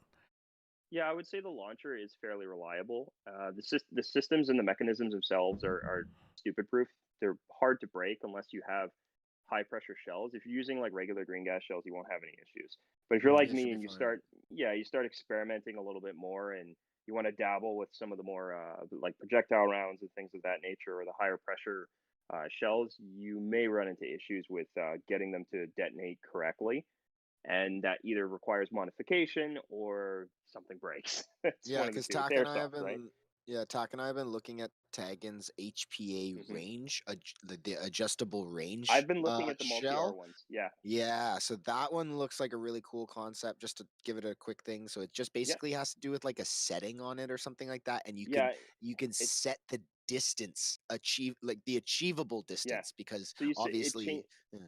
I think what it is when you set it, it changes how far the trigger mechanism goes in, or it changes how fast the air releases on the inside. Is it that, or is it because it's not changing the reservoir capacity? No, right? it doesn't change. It doesn't change the reservoir capacity. That has to stay the same. I'm pretty sure it changes essentially how much air is released into the system at the same time. So it's like a small. It's like a hole. Yeah. I'm pretty sure it's like a hole just covering it, and then you're changing it from one hole to a bigger hole or to a smaller hole, essentially. At least like that's what I envision. Yeah. Yeah. So it times the release. So what happens is you get either a slower burn, thus shorter range, or you get one where it's a larger hole, which allows the air to go at the same time. Because as we all know, HPA is superior in terms of anything we have right now for air pressure in general. For pressure, exactly. Yeah. So that's what we've been looking at, just because I would really like. So I know. Sorry, guys. I know I said Tagging's not allowed at our field. It's not. I'm talking about future events, milsims and such. Those are the things that my brother and I take the launchers and we try and have successfully been able to acquire some rounds before at past events and stuff like that. So those are the places we use those things. Other than that, it's shower shells or ammunition is fun. Okay. Well, we'll dive into that when we get into ammunition, I guess. Yeah, we'll dive into that when we get into ammos. So even more rare are the types that you get for MGL, like the rotating, the revolver style grenade launchers. Here's a photo right here, guys. I know you owned one before, but can you tell us a little bit about it? I know one person at the field that has one. Still has one. Yeah, they run around with it. They run around with it. Yeah. Yeah, it's so good. Well, actually, no. You know what? You're talking about Kai, right? Yeah. Okay, so now we know too. There's also a young lad who also owns another one, and I've seen him run around with it. So my MGL, I didn't actually buy it. I won it when I went to sort of like a 48-hour game on the island for a charity for somebody who passed away from cancer. I won it. It was super cool at the time, and I thought it was pretty awesome. ICS does a good job producing these things out of polymer, and they do function relatively well. The downside to them is they're made of polymer, so you do run into issues with parts breaking, but ICS does offer like replacement parts for them essentially. I liked it for a period of time. The issue I had was you either had to run it on its own, or good luck finding a sling system to get comfortable with it running as a secondary. That was kind of how it goes. Yeah, just like running it. You get the drums stuck in your armpit, like. Oh, dude, I tried putting it on one of my backpacks with like Swift clips on the back to buckle it down, and the thing was just like dunk dunk dunk dunk dunk dunk on the side all the time. I was like, this is not gonna work. This is like trial and error. I had to get Buddy to take it off so I could even fire it. I'm like, this is not user friendly. This is a crew serve weapon. Okay. Are you sure? No, it's not. But the manual said it could be. Like, is that when you were using it, you had a bandolier worth of ammo for that thing too, if I remember correctly. That was the old like you had it rocking on your hip, and whenever you shake. I had 12. so I had essentially 2 reloads with it. You'd have 6 rounds in it and then a full reload afterwards. It carried 12 rounds. I carried 12 120 PPS Airsoft 121 gas shells. They're just standard moss carts. I actually had pretty good success with those, and I would run them on map gas instead of green gas. They actually held the pressure, so you could still get a good detonation with them. The issue was maintenance with the shells, which is one of the reasons I got rid of them.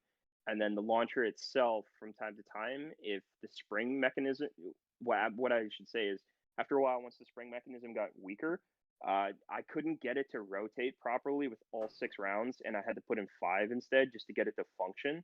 I was kind of like, oh, okay. So I ended up changing. Issue? I think it was partly weight. Something to do with rotating or something. I think so, but the spring itself, because it's made of polymer, obviously it's not like the real one where it's made out of aluminum and steel. So when you crank that thing, it's cocked. Gets worn down a lot easier. Yeah, the Airsoft one I think gets worn down over time. So I replaced the spring and I ended up selling it, and it worked fine at the time. It was a cool launcher to have. I didn't have anything against it, and at the same time, like, maybe I'll get another one, but I haven't gone back to like. So these are MGL ultra system. rare, I'm guessing, in terms of finding it. It's a novelty, right? Gotcha. Like a novelty item. The last time I saw actually, one you can hunt one down. 007 has one in stock right now if you want to. It's like $50. See, guys, 007.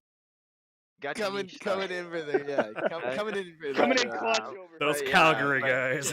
But just pointing out though, the last time I saw launchers like this, right? The place where I saw launchers most of the time was actually at Badlands.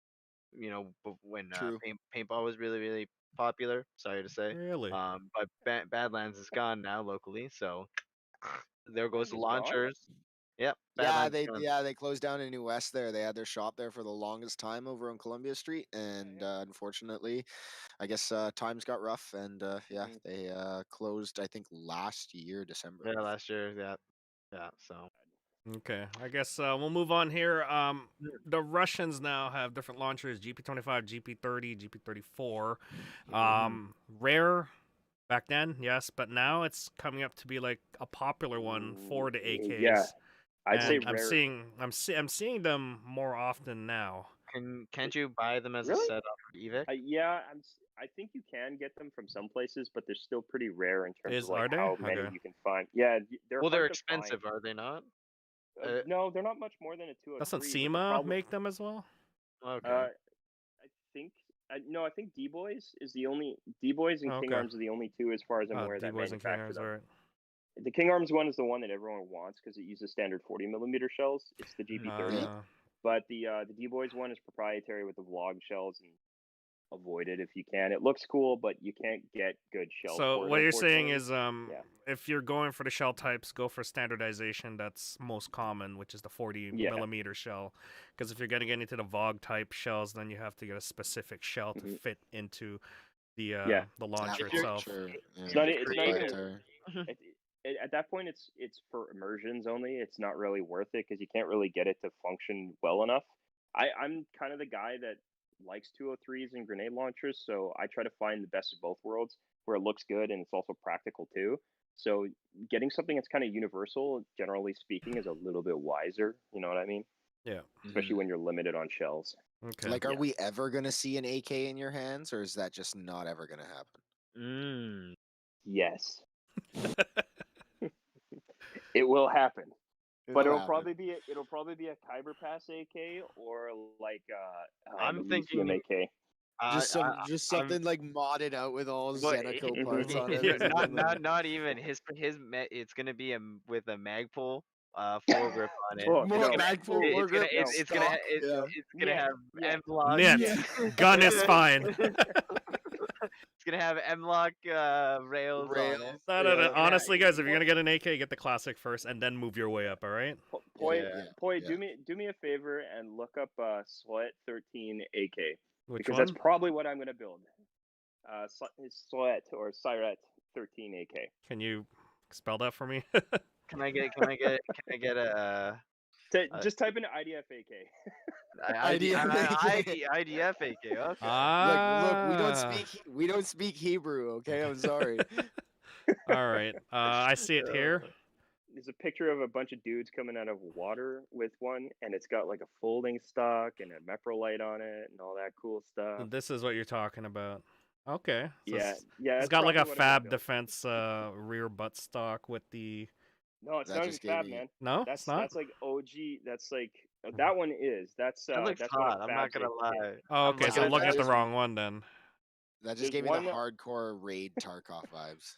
I am. I'm looking at this right now. It's like I'm gonna like, build this one whoa. later. So there's Like there's like an Nikolai, old, we need to go do Like that? abstract. Like, Is it there's that a one? super. Hold on. Let's see if it loads. Yo, that looks futuristic as hell.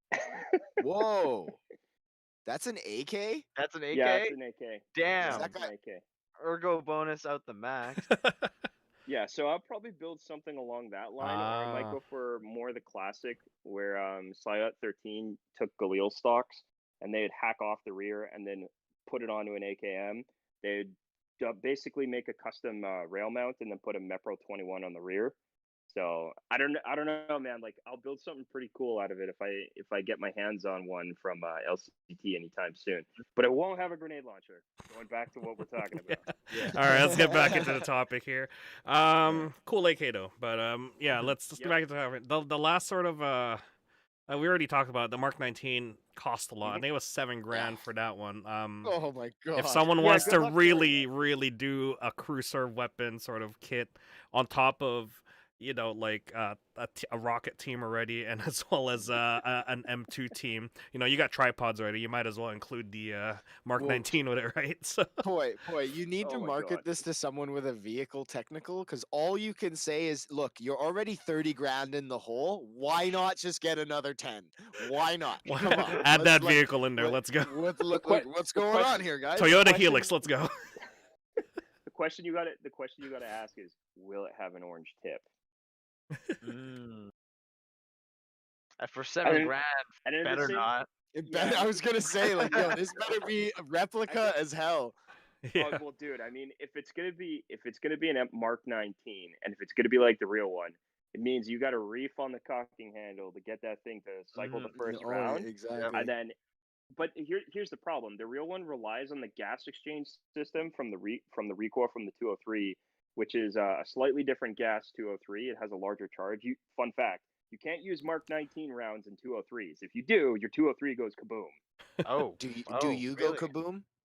No, you don't. But your But 203 the- goes kaboom, and your kaboom. hand goes kaboom. Okay. So I posted up Partial kaboom. I posted up the photo of the Mark 19 for Airsoft. It does have that orange tip, so there you go. No. Oh, get Oh, get look at out. that, look at that, look at that. Okay, Oh, those don't ever box buy it. arcades. I don't even want to see it anymore. No. Anybody's gonna buy I'm it. actually interested in It how might that be works, me. though.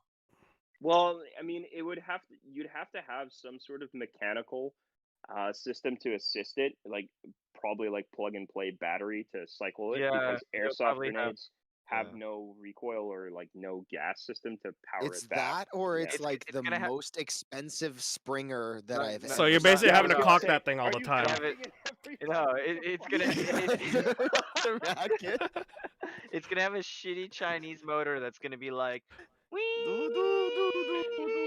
and the belt's gonna be like, Oh man, the other question we gotta ask is the belt disintegrating, or is it just a It looks fiber it belt looks that like just a goes rubber fabric, belt. yeah. It looks like Yeah, I don't fabric. think it's disintegrating. I don't think it's disintegrating. Ooh, that might be cool, man. Oh, but could you imagine if it was like gas powered and it had the ka-chunk, ka-chunk, ka-chunk, ka-chunk, ka-chunk every time? But instead, be you're pretty just getting you're getting this Like really little crappy like sprays. BB spread. Like, but I mean, Or- guys, or that would you- be. Yeah, but how dissatisfying would it be to shoot that with the Vogue shell, or what is it? Yeah, that they have, right? So just a standard shower shell, and then it continues along the belt, and the shell is still there. I mean, it's like 10 feet. Or you just put all AI 40 mics in it, and all you hear is burp, burp, burp, burp, burp every single time. Oh It's like man, 10 this AHs Man. going by. hurts, man. Just hurts. But that's gonna be an expensive purchase. But cool, but expensive. If anybody with the wants to technical. purchase one, let me know. I'll pitch in. Yeah. As far as like motor systems go, we're talking about motor systems now. There are systems that are homemade air pressure launchers. You could launch smoke Yeah. grenades. You could launch mortars. It's almost like a potato launcher. I know in Legio you guys had that system as well. Like, this is going beyond sort of grenade launchers. It's Kinda still sort like of handheld. Yeah, I mean it's sort of still in the same realm. Yeah. I mean we're kind of cusping on artillery now, but the original mortar system that Legio had set up was it was designed specifically to use oh gentlemen, I think it's time for a sip rep. Oh, again, all right. Hey, these are important. Stay hydrated. Yeah. Oh yeah. And work on your fitness. Okay. So getting back to it, the original Legio mortar was designed initially to use tag rounds. So our whole idea was we would take it down to MSW or to an event, or even up here at an Omega event if we had tag rounds, was to fire Reaper rounds and have them fall over onto a target and then detonate in the air, basically creating airburst effects similar to a mortar. Yeah. That didn't end up happening. We never got to test with tag rounds, but we did find a use out of them firing Enola Gay smoke grenades. So at Omega games, we would either use it as a smoke screen, or in some games we would use it as a gas attack. Nerve gas attack, yeah. Yeah, we would drop green smokes as nerve gas to clear out a group of players out of an area, basically. You guys are pretty accurate with it too when you were launching that damn thing. Yeah, so I have the PSI charts on my little warboard that I carry from Mayflower, and each PSI was dialed in specifically with a certain set range. We had it down to increments of 5 and 10 meters in terms of distances. I ended up looking at it last night just to go through it again, and I've never gotten rid of it. I still keep it. Keep it, man. That's good stuff. Yeah. For the day that Craig decides to come back and go, hey Dave, you wanna do the mortar team thing again? And I'd be all over it, man. But it was cool because we could set the pressure on the actual air through the air canister on the bottom, and then you'd fill up the tank, drop it around, close the valve, fire it off, and then it would either fall into its target or wouldn't. You obviously had somebody spotting, and they would be like, lift by like 5 psi, and it would like go up a little bit and then drop it again, and it would land right on the target. It was a really, really good system, and Craig talked about shrinking it down and making it smaller, and even potentially like selling it off. But I don't ever think that came around to making it like commercially available. But Viable, I mean, yeah, if they ever want to again for Canada friendly mortars, that would be great. I know Tag has created a mortar system that actually works really well. They're trying to. Yeah. Well, I mean, it looks didn't like Novrich test it as well? They had a he did have a teaser video, but I mean, again, guys, it's how many times did they let have it be subject to do that scrutiny, video? because something that teases you like that, well, they're only going to show you the good. Yeah. And Was it the same one? Was it the Tag one, or was it the Zoxna one where you used the water and the water balloon? It would be European at that point, wouldn't it be? For that? Yeah. Yes. Yeah, because it would be a European company that they would be dealing with. But I know Dave, Taggin is working on it. It was the Taggin one. I think it was the Taggin. Okay. Then it would be Pyrotexas at that point, but we'll get into that when we get into ammunition. Ammunition, yeah. Yeah. As far as I guess I don't really want to dive into artillery. Tack, you had something along the lines of wasn't there a group or some sort? Oh yeah, well, so if anyone's interested to take, grenade launchers or airsoft artillery or Like just homemade airsoft stuff? launchers, yeah, and well, just anything in general. There's like always groups out there, just like the radio groups and stuff like that, called Airsoft Artillery. If you look it up on Facebook, I specialize in this kind of stuff. There's a couple people out there who are trying to make things commercially available. I know one thing that I'm looking at specifically is the RPG 29. There's this guy that's making it commercially available. Obviously, first questionable if it'll be in Canada. Yeah, but looking at just because of how it looks on the outside, it looks very, very realistic. But the internal mechanisms is like a high spring powered system. But he also said that it works with tag and run. So I actually looked it up when you mentioned it, and his system's really neat because you have a cocking lever and you have to cock the internal firing pin, so it detonates the tag round, but it's like front breech load, and you put it in and then it locks and then you can fire the tag round. So it's kind of like the airsoft rocket launchers that have come out in the past, The except deep fire ones, yeah. instead of being a crappy lever, it's an actual cocking system, so you can successfully fire it off. So You know, it and launches the it's shell and efficient. ignites it at the same time. No, there's no ignition. Basically when you depress it, it fires forward and releases the air or the gas, and then gotcha. the shell goes out. Yeah. Okay. Yeah, Gotcha. and it's made out of a very robust, reliable system. I feel like this guy's overbuilding this to make it very successful. How easy is it to cock that thing if we're talking about like huge amount of pressure to launch Yeah, something that heavy? like a Well, crossbow. it's not really that hard, I think, because it's No, I think it's pretty simple. I was looking yeah. over his cocking mechanism, and I'm pretty sure it's similar to the real one, where you have to actually cock the firing pin, and I think all you do is You I gotta don't know pull it the forward. RPG 29, but you pull it back, Yeah. and then it cocks the system. Versus like the World War II sort of Canadian anti-army system was like the boys launcher, where you had to take this giant spring, reef it down, put the shell Are you on, talking and about the then launch Piat? it. Yeah, those pieces of crap. Yeah. Isn't that Those British? things.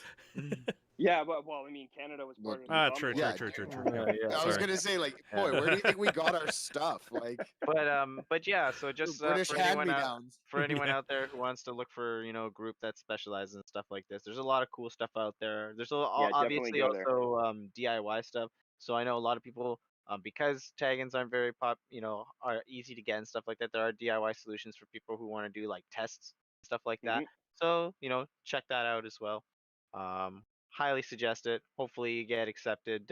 Answer the questions. That's all I have to say. Yeah, I answer them. I'm in the group too, so it's a great group to follow. Oh, you're in there as well. Of course you are.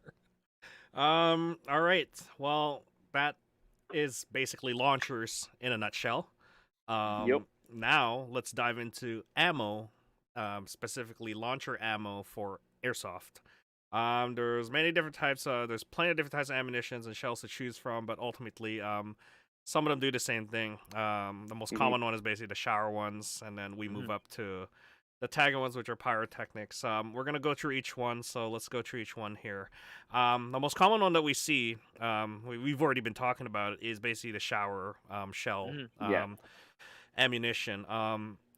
The ammunition does not launch, a very large projectile at you. It launches BBs at you at a certain range, depending on how powerful they are. The most powerful that we could get is, what is it? The 40 mic. That innovated itself. Yeah, they're all kind of in the same category. Shower shells in general or BB grenades are all sort of the same thing. Yeah, and then in terms of the easiest way to define them is anything that's propelled, like a BB that's propelled by gas. Yeah. And then the downside with them is you have a lot of variation, or almost too much in between them, because you had like the classic Mossguard grenades, which everybody can buy, and they're easy to find. They're very inexpensive, and I think the cheapest ones I've purchased before were like $20 a shell.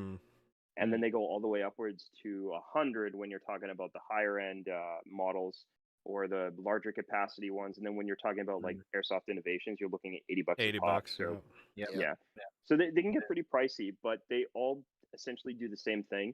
Mossguard shells, I'll just say it outright, they're kind of shit. They don't really work very well unless you're using like a high pressure gas such as CO2 or MAP gas, and they're designed to take it. Otherwise, I would just steer clear of them altogether. And then Airsoft Innovations is your best bang for your buck for a reusable BB grenade that's actually effective. And you can, like, it's the one that shoots the furthest, the most consistent, and it has a good effect to it. I've been using them since AI first came out with them. I remember seeing the really interesting teaser trailer, and I think they released it. I think they released it on April 1st, if I'm not mistaken. They did. Yeah, I remember seeing it like, this is bullshit. There's no way this is real. And then later on, they came out with it. Like, I gotta get two of these. They were testing it, and they were testing it at Siege too, which is a close quarter freaking map. And they sent them down to the guys down in California, and I just remember the commercial being like, "This is the most innovative thing ever," and then everyone in the commercial was like, "Why did they invent this?" It hurts. But let's be like, it hurts so much. Like, let's be honest though, like, they took an existing product that was garbage. Yep. And they turned it into something that you could feasibly use. And in their defense, they did put a really nice warning label. If you actually take the time to read the warning label on the grenade itself, It's on the sticker. I think I think it actually says "Don't be a dick" or something like that. Yeah, like, yeah, it something does. along those lines. Yeah, But yeah. for the effect that it's supposed to be used for, and I think for their minimum engagement says you should be engaging people 30 feet and up with this, nothing under, Yeah. which is why they created the master mic, and I think that was their intention all along. But it got so much negative feedback from the teaser trailer, and Airsofters being Airsofters kind of had an aneurysm in the process, going, "Oh my god, this is way too powerful." I Yeah. remember when I first started using them, I think I was one of the only people that was using them consistently at the field. I had it too as well. Well, Yeah. I remember Yeah. meeting you with them on Yeah. the field, and it was like the look of shock when it was like someone else has a 40 mic. Err. What? But man, Your like, burr got answered with a burr, and with then a burr, another burr. and then more bursts, and it just goes Yeah, and then you're like, flying okay, I'm everywhere. done. But Yeah. it's the best Yeah. for ambush though. Like when you're 100%. ambushing an entire group, that's fear factor of going, getting that first strike on them, and then you're like, Well, ow, dude, okay. It's bloody loud too. I mean, Yeah. I think the funny thing is, because I wrote a blog about it a while ago, I think for most airsofters, it's more intimidating hearing it Yep. than actually getting hit down range by it. I mean, yeah, it kind of Yep. hurts. Quote, you're using 0.2 grams. I've never Our used anything field goals are You yes, should 0.2. be. Everything using should be Yeah. 0.2 grenade. 0.2 Anything with a grenade or a launcher or projectile should be with Yeah. 0.2. But Yeah. I want to hit further, sir. But again, though, like, you shouldn't be using anything heavier, because 0.2s it works really well for what it is. It spreads, which is what you want at the end of the day. So you actually hit and cover the target area. So I was just engaging people from like 40, 50 feet up to 60 at times, essentially, and you get like a solid spread. And every time I'd use it, the person on the other end would go, "Oh my god, that's terrifying." Yeah. But it's Yeah. just the sound. Yeah. Like, Yeah. yeah. It just brings down morale right away from the group. Yeah. Oh, it's so good. Yeah, I know. Yeah. Well, definitely brown pants right away, man. So- if I get caught, if I'm Rec- sneaking and then I hear a burr and it, like, even if it misses me, I'm gonna sit there and be like, do I stand up again? Do I stand up? He's probably reloading right now. It's like, Press thank F to God I pay wore my respects. coyote pants. Like, So, would you Oh. recommend these for airsoft players? I'm gonna say yes, because especially for the So- master mics, they're much safer now. If you can So find I- a 40 mic, it's still good. Yeah, so just for most players out there, if you want to know how many I generally carry on my person, I carry two don't master tell mics. them that. I carry two master mics, and I carry 440 mics. So Mm, yeah, I carry a lot of firepower. Outside of the tag rounds that I generally have, which I never get to use, unfortunately. I'm the sorry. Airsoft Innovation. No, don't be sorry. Trust me. Don't be sorry on that one. I'm Well, very actually, okay. thankful that's not a thing. Well, exactly. And just to address that elephant in the room, because I think there might be some people that are in chat. Yeah. I've seen it going over and stuff like that. It's just some people are asking or wondering if those will ever be allowed in like regular drop-in play. Unfortunately, I can't. No. We can't. Never. No, not drop-in Never, play. ever. Yeah, and I we'll only had- we'll get to that as we get into the projectiles here, because there are some As the dangerous. reason Yeah. why. Exactly. Yep. All right. Well, Moving on. shower grenades, common, must have for if you have a standard 203 or any launchers at this point. You should have one. I mean, Yep. why would you have a 203 unless you're doing it for the looks? Then cool for you. I mean, that's Hey, man, the if way you're it gonna is. have a grenade launcher, you should have grenades to go. There with you it. go. I'm just saying. Shower You grenades don't are the have way an to go. excuse anymore. All right, moving on. Next projectile that we have here is the soft projectile. Using sort of a foam darts and launching it with gas systems. It doesn't go far. Doesn't tend to go far anyway. What are your thoughts on these? They're basically just a big slug, but it's made Yeah. out of foam. So There are remember products that. out there with it. yeah, they Yes. still exist. I remember when they came out, back when I started really conceptualizing grenade launching. I think back in 2016 or something. Basically, every time like a foam round came out, what you'd have is you usually have like a shell that was designed to put foam balls in it. Now, Yeah. S Thunder was the company that kind of pioneered this. Evac had them. They had colorful shells and like two different sizes where you could either fit 2 foam balls or 3 foam balls, but they didn't they're kind of crappy. Like you'd fire them off and they kind of go poof and just fly out in every direction. Yeah. Sure, you could use them for point shooting if you have them like direct on. They won't hit hard at all, and they're kind of sad. It's like a grandpa's fart. It just and you're like, oh, that's it. Okay, like disappointment. They Disappointment. Yeah. Yeah. For CQB, I think they'd be kind of useful, but otherwise, like, I wouldn't even bother with them. It's like a I'd double avoid them odd buck, altogether. but in close range, basically. Yeah. Yeah. Yeah, but you I can't wouldn't really bother with them find either. I've seen them been used once at the field, and they're kind of like, unless you're 20 feet or below, you're not gonna hit anybody beyond that. Well, I mean, I bought one for testing purposes, and I sold it within a week. So I mean, that speaks for itself. There are some foams that do get really thick at that point. Yeah. They get a little bit dangerous. So I guess we're getting into the next projectile here, which is basically rubber projectiles. Now these get a little bit dangerous. This is when you switch it up to like either rubber balls or those riot balls or like paintballs. Even I think what they used to have before is that you put a little paintball in it. Have you tried any of those? I haven't tried any of these, but I've heard of them before. So I haven't had the little. I had the multi launchers that can fire paintballs. I tried one of those a long time ago with the rubber cap on it. They're okay. They're not crazy. Yeah, exactly. They're very meh. Yeah. I sold that one off quickly. The one that actually kind of made my eyes go wide. This was way before projectile rounds. It had like a full rubber warhead on top, which sat on top and actually locked onto the top of the shell.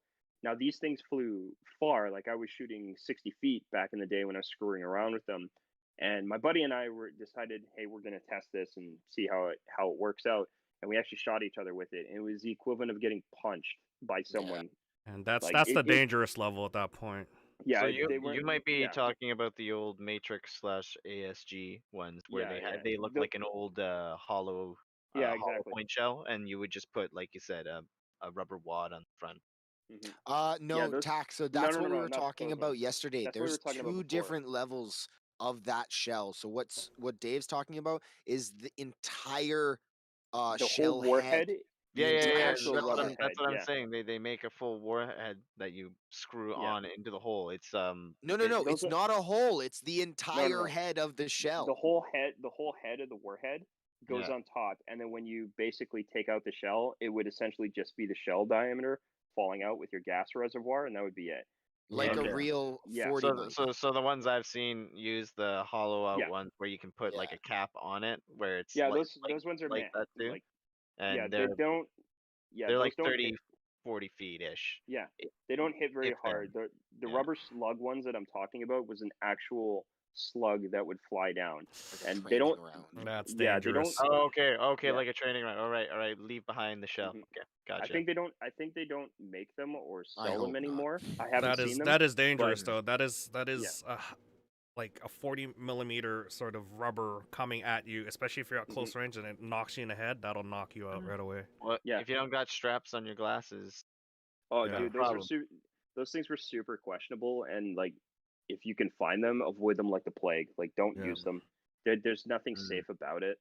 And from when I was screwing around with it with my buddy and we were shooting each other, like he shot me with a plate carrier on in the torso, and I could feel it through the plate carrier. And then I shot at him and hit him in the shoulder, and it left a pretty nasty welt. And the conclusion was, we probably shouldn't use this. Not in a game. Dangerous. No. All right. Next type of ammunition. Here we go. I guess this has become really popular.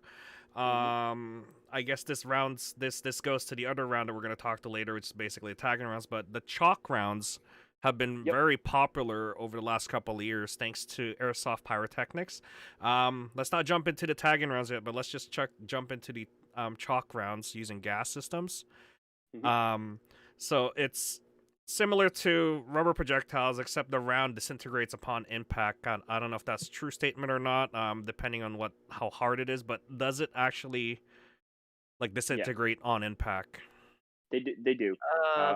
So I wouldn't say fully. It's a yes and no factor, and I only say this from a point of like, if an environmental person came in and they said like, does it Mm-hmm. disintegrate? The answer would be no. Now, we're Because not looking at reusable rounds either. These are one-time shot sort No, of deal, These right? are one-time shots. Yeah, Okay. these are one-time use. So from like the only ones that I've really screwed with in terms of chalk rounds have always been tag rounds, and the chalk rounds they have like a very light EVA foam head, which is Mhm. solid enough that you can't crush it with your fingers, or if you Mhm.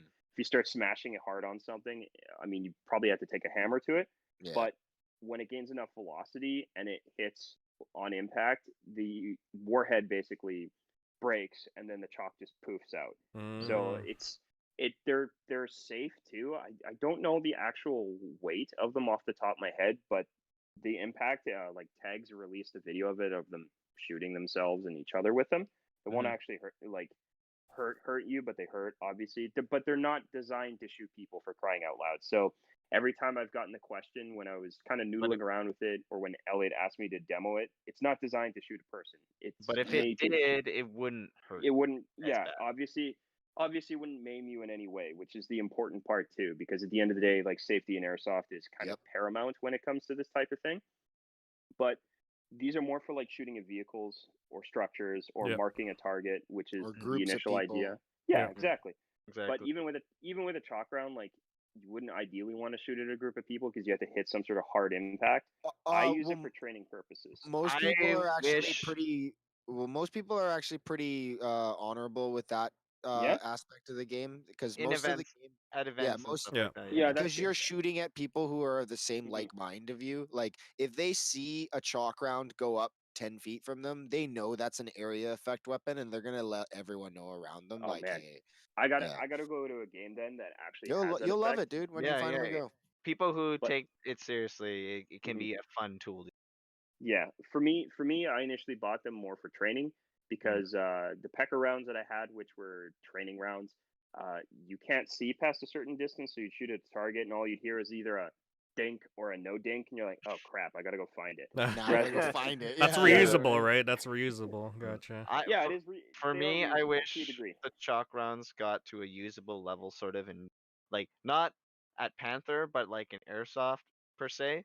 Because for a room clearing thing, I would love to Oh, that use would be. it. Oh, dude, that'd And be great. right, and I'm just saying from a perspective of you're not aiming it at a person, right? No. You're trying to clear the room. That means you're looking at it, you're shooting the wall there, but everyone's under the understanding that if it hits inside and Mhm. it disintegrates, that you're pretty much that's an done. explosive. Yeah, Yeah. Yeah, exactly. Yeah. right? And I wish we could get to that level, but unfortunately, there's just so many variables around it when it comes to just the legality of it when it comes down to it that Well, I can dive into that if you want me to, because it's interesting we talk about this, because when I was researching tag rounds and the feasibility of getting them in Canada, because originally, like, they came in through, I think it was Mach 1 Airsoft. They were the Yep. first ones to really stock tag Yep. rounds, all the different types of ammunition, and I was a little bit surprised because my first Are thought was, okay, we talking about the pyrotechnics version of it as well, or are we just talking about the Yeah. gas operated one? we can talk about. Well, I can talk they're about sort of the original one. both-ish. Yeah. So Okay. the shells themselves that fire the projectiles are perfectly legal. They're the same as standard airsoft shells in the sense of how they work. There's no change in them besides the fact that they have a bore diameter head on them, and then the gas release valve on the bottom is designed to fire the projectile specifically. So sure, you could try and stuff BBs down it and fire BBs out, but I don't think it'll work. Yep. I'm not even going to bother trying with it. But basically, the projectiles themselves, the pecker rounds and the chalk rounds, are perfectly legal to bring in because there's no explosive component to it. But the pyrotechnic rounds, however, require a license to bring in. You need a pyrotechnic license. Now, for all you guys out there who are kind of saddened by this, don't worry. There is a Canadian pyrotechnics company in Manitoba. I think it's Griffin Kinetics, if I remember correctly. I did message these guys and I asked them because they're actually talking with Tag-In on doing the legal route to bring it into Canada to sell to people, because they sell tannerite to, I think, firearm stores and some other people as well who would like to obviously shoot at targets and make them go boom. So they have the legal ramifications to do it. If that's the case, they'll bring in tag products and we'll have tags available in Canada, but we need to be patient. But for the meantime, you can still get the pecker rounds, the chalk rounds, and the shells themselves. So pick those up if you can and train with them. If if that's what you want to do, because that's exactly what I do. And just to add on to that too, because sorry guys, I was paying attention to chat here. Air Max is asking about the tag and master key rounds. Pretty sure those would just be considered standard shower shells. They might be a Yeah, little bit more Yeah. powerful. those. So So, Yeah. oh, I can clarify that one a little bit. The tag and master key rounds are not compatible with the shells that go into 203s. They're specifically designed for the tag and launchers, The which MGL3. the MGL 36 or yeah, the their standalone. version of the Yeah. AK1. Yeah. Which only works with tag-in products. So their idea behind that was to have a more reliable system. I would love to get one if I can, but they're very So expensive. expensive. Yeah. Like So, But- $1,000 just Yeah, to Well, get I and they're mean, unique, and yeah. they're proprietary. You can't Yes, you can't fully, use yeah, standard yeah. shells. You can only use tag-in products at that point. So you're You have to talking about a dedicated system. Yeah, because like instead of having, because in my opinion, having the standard shell system is actually more cost effective because Yes. if you It rent is. the It is. It's cheaper. MGL3, it's reliable, right? Mhm. But you're paying, I think it's It's $5. $10. It's almost Is it- $10 Is it Canadian $10 for per the round that you're plastic? sending. Not the round. I'm Oh, talking the about the casing? plastic. Yeah, The because you need rifling. the cup to put it Yeah, so the- inside, So right? the casing isn't rifled. The casing just holds the shell. Yeah, The yeah. rifling is actually in the bore diameter itself of the launcher, which is why they shoot so Yeah, far. that's why Yeah. it's proprietary too, though, Exactly. right? Is because it Well, you need to have all their tubes Mhm. do that because So the it's- reason all there's the two- I just tubes. pulled up the So- website here. Yeah, so it's Yeah. to make sure that there's 30 no 30 confusion, MAP. Is that what they call it? Yeah. their So they- launcher can't use another shell because No, it tag can and only shells use are their 36 product. So it millimeter uses shell. their MGL 36 launcher. Is that if I'm not mistaken? Exactly. it's- Gotcha. So don't get me wrong. It's a very effective system, and if you really want to be dedicated to that degree, like even further than I am, you can go that route. But remember, like you're only going to be using tag specific products at that point, and unless it's readily available, which it isn't in Canada, there's no point in doing it. So you're better off going with a traditional launcher and then buying an assortment of shells, which is where I've gone and over the years, basically going through everything I've gone through to get to a point where it's feasible. Now, Yeah. since we're talking about tagging, Yep. we're basically going to go into the stuff that's not really allowed here anyway.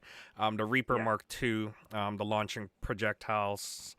Mhm. That is basically what you guys were talking about previously is a pyrotechnic version of it. It Yes. uses a chemical-based launch system, which basically like you hit the fuse, it blows up, and then launches it, Yeah. and then the round blows up no, afterwards, or No, No. It uses a standard system for launching, so you're still using green gas, CO2, oh, okay. or HPA. There's no difference on that end. That's where it doesn't have any issues. The issue is the round itself has an explosive Yeah, charge yeah. in it, which Gotcha. detonates on impact. Okay. So the two different rounds you have is the Reaper, and Yep.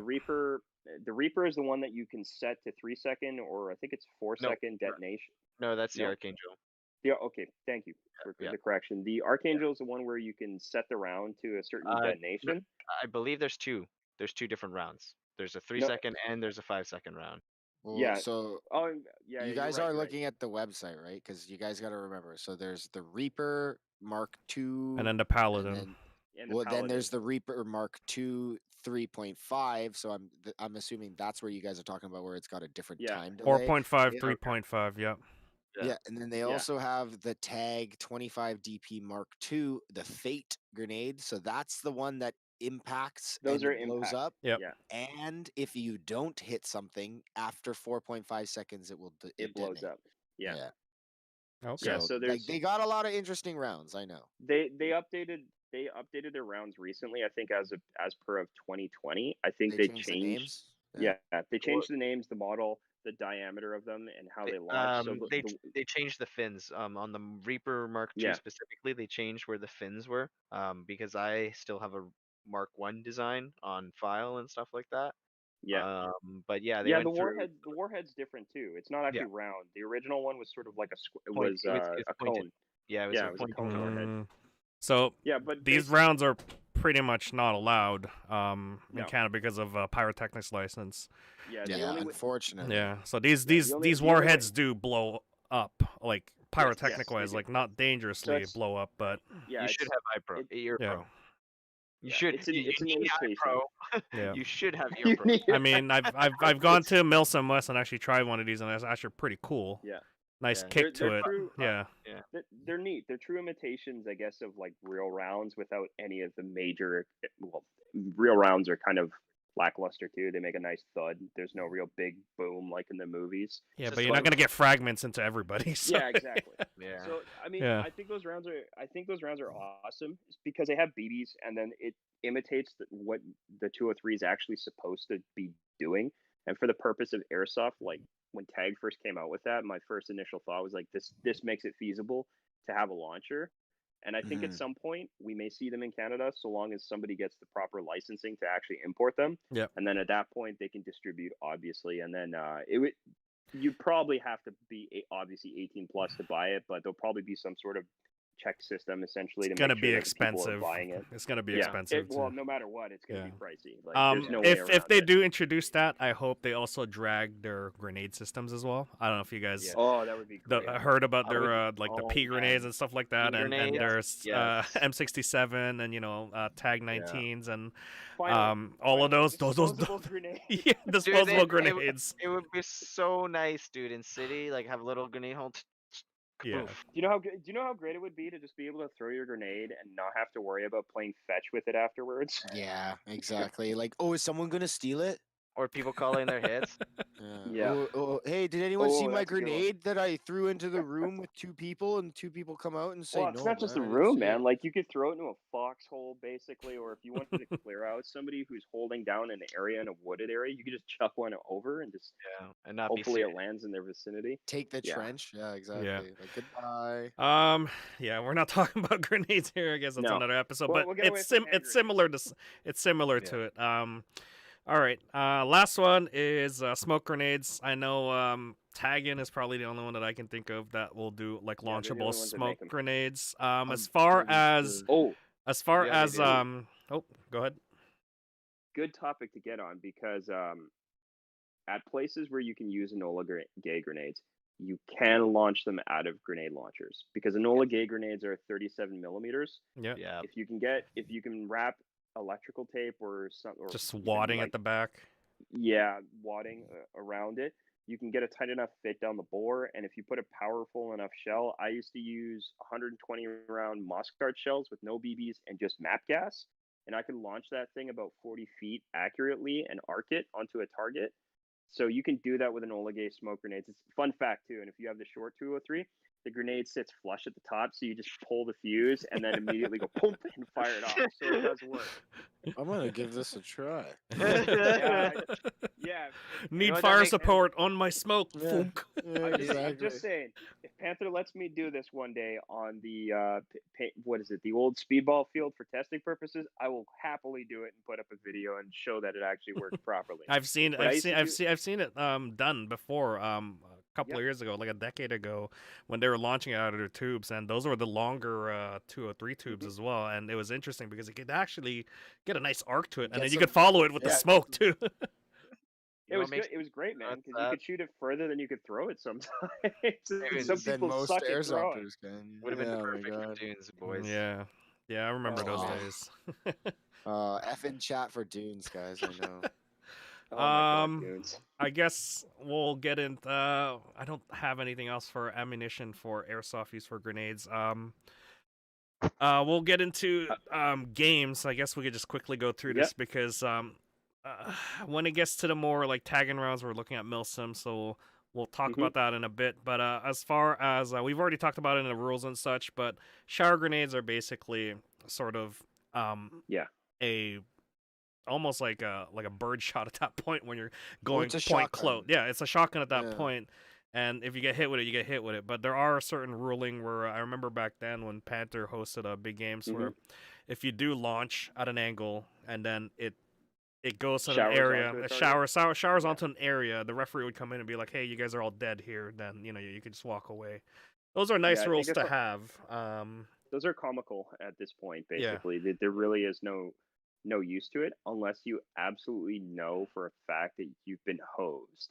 Yeah. So the only way I could see that happening is if you're using like a 40 mic system and you manage to get out to 60 feet and the rounds land in a complete area on an effect Yeah. target. So if you're in a foxhole, then yeah, I mean it's kind of hard to say. We oh, did I test get hit it. by that. I know Tim from the Airsoft Amigo guys did test it out when we had Fortress back then, and we had walls in front. We had we elevated it so that or we angled it so that it would go over the wall and then come down. Anyone sort of right behind the wall won't get it, but anyone that is like in the middle will get it. Outside of it would get hit by it. Yeah. So but it's hard to call too, because if you're hopped up on adrenaline and it hits you in the back, you're not gonna. It's you're not pretty gonna weak. notice It feels like you're hitting the trees and then it comes down on you. It's like flaking gently, right? So it's one of those things where you can't really simulate a real round coming at you, and then it blows up. But that's basically a shower grenades does. If we're moving into more sort of chalk rounds and stuff, I know it's not allowed at the field, but we were just talking about it where it does make a puff. Anybody in that radius is basically gone. Let's say like a 10-foot radius, 20-foot radius or something, right? 20-foot radius. If we ever did like a private game or a scenario game where we get the okay from Elliot to do it, I would like to have the purpose of a chalk round to hit a building on the side to designate that the people inside the building are dead. Yeah. At least that way, like it's distinct and clear. You'd hear the thud, and then you would see the kind of the chalk float by, and you'd be like, oh, okay, we're dead. Yeah, we're dead. Versus shooting it in the window, because at the same time, like if you're shooting it in the window, like that kind of gets into questionable behaviors. But yeah, that also means that when you have a guy pop up all of a sudden, and then the chalk is on its way. He takes it. Yeah, he takes it full on in the head. So that's a Cinnamon Challenge 2021. Gosh. Oh God. Yeah, it's hard to run games off of it unless we go into the tagging rounds. I can kind of dive in a little bit for the uses for airsoft games, because I think I'm the only person that tries to apply grenade launchers liberally and effectively almost all the time. I haven't really bumped into anyone else that does it as frequently, but for myself, I like to use the AI systems, and I usually like them for ambushing. So like the 40 mics, they're pretty nasty to get kicked, to have fired at you if you're about to get kicked off on an ambush. It sucks. For area effect weapons, if you hit people from a flank, you can kind of just like scream a spread and you can hit a large group of targets. They work really well for that. And then for like the master mics, when I use them in city, it's one of those things where if I'm coming around a corner down one of the pathways, basically where a roadway would be, you can fire one off basically preemptively for crossing. If you know someone's there, it either gets them to put their head down or they basically catch a few rounds here or there. And it works really well for that too. Like they're good systems to have. And I mean, I'm going to argue this, but as a secondary system over a pistol, highly effective. Because you just go from one to the other. Exactly. Look at that And then you Look at that point. No transition needed, eh?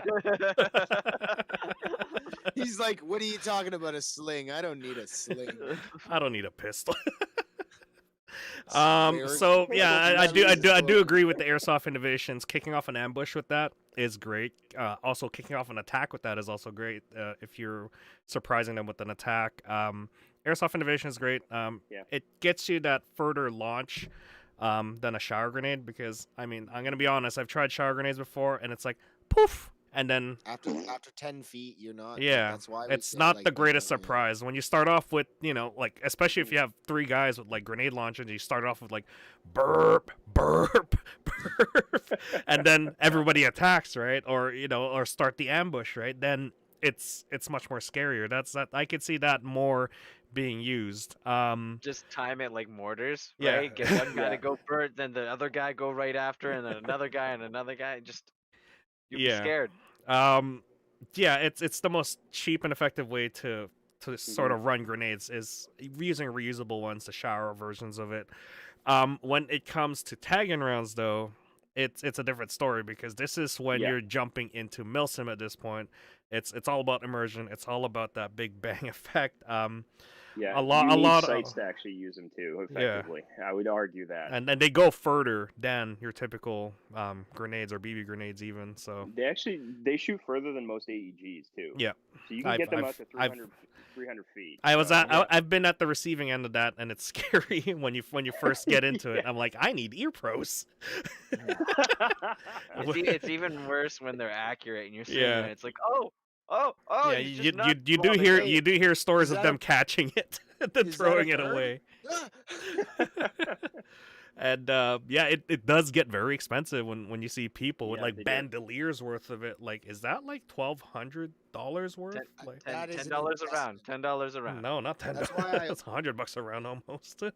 Oh I don't my- know, man. Well, That it depends on what you're doing, right? And that's why I Yeah. always Yeah. tell people if they're ever really interested in playing, like they're because that's what people say. They're like, I want to be a grenadier. I'm like, do you actually want to be a grenadier? Is your So- wallet ready Please. to be a grenadier? Yeah. I'm expecting a lot from you. Like, you So know, the fun thing too is, I guess with the blog, like that's kind of where I started it off with originally, was the going commando, and then the secondary post to that was grenadiering, because at the time, like for me, it was something I wanted to make as feasible as possible, Mhm. because it's a genuinely difficult thing to do in airsoft, to make grenadiering like a good concept to use, Mhm. because one, your ammunition type is one of those things that plays into the variance so heavily, and then having a reliable system. And then the fun thing is that no one ever talks about, and I'll happily talk about when I'm finally done my shell theory post, because it's taken forever to produce and I need to videotape it.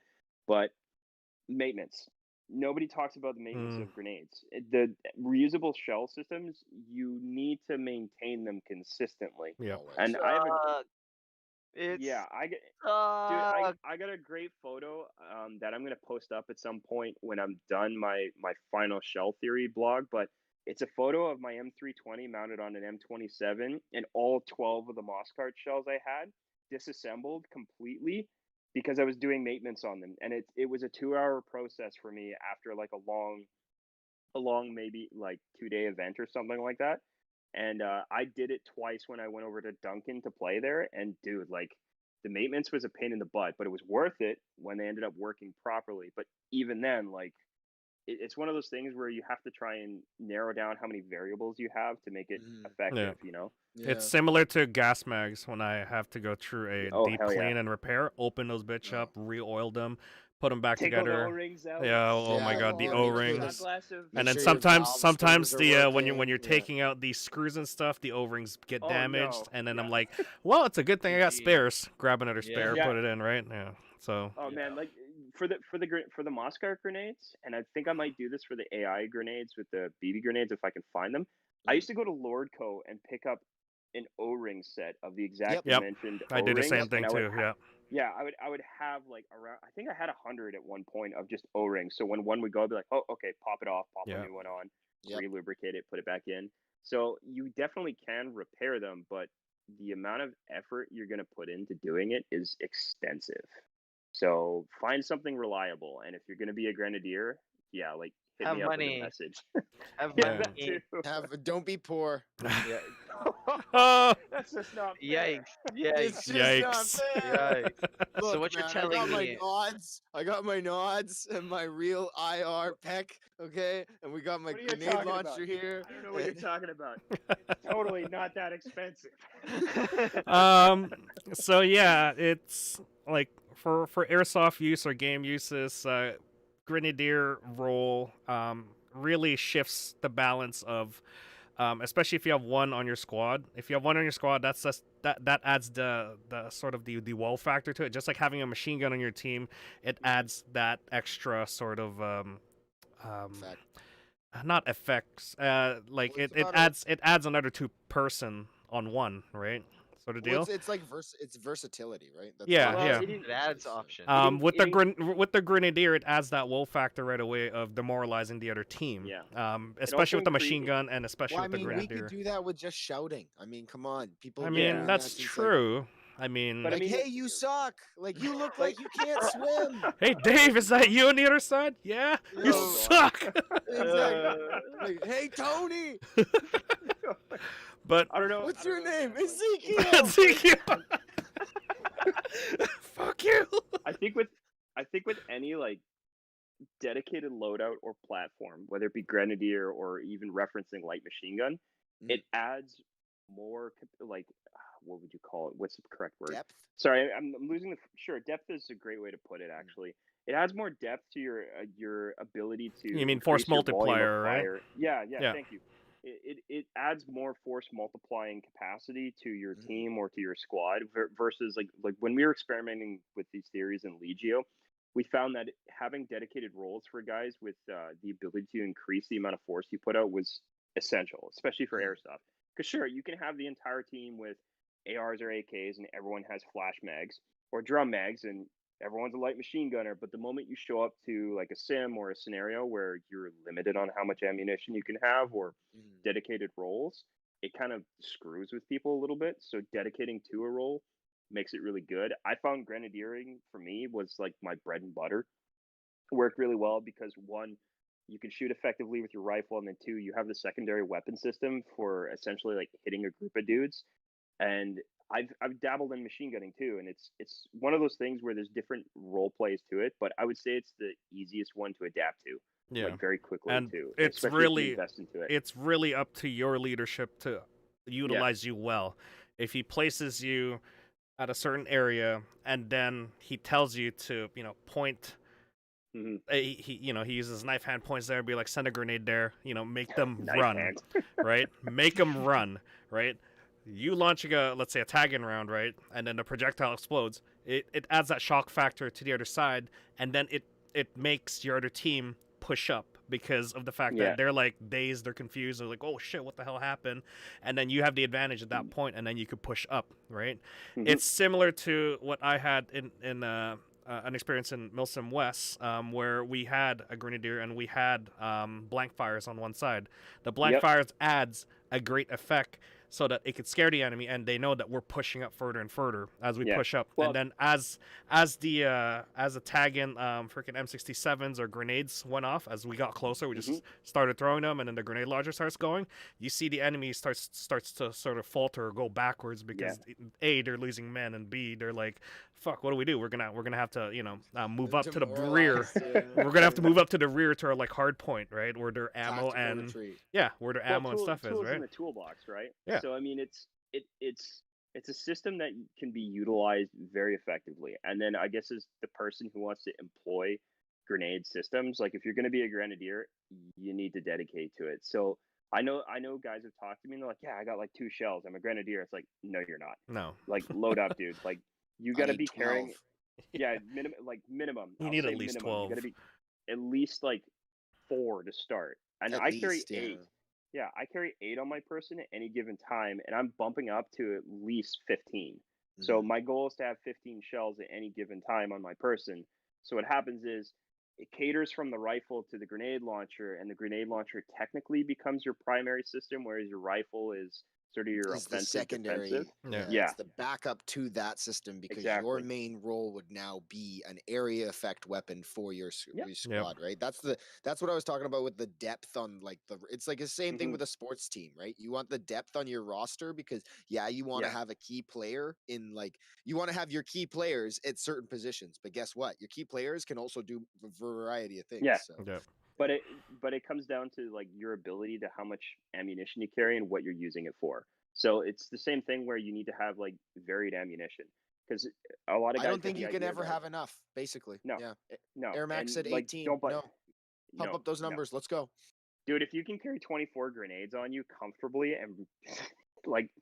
I will applaud that because the grenade systems do get heavy after a while.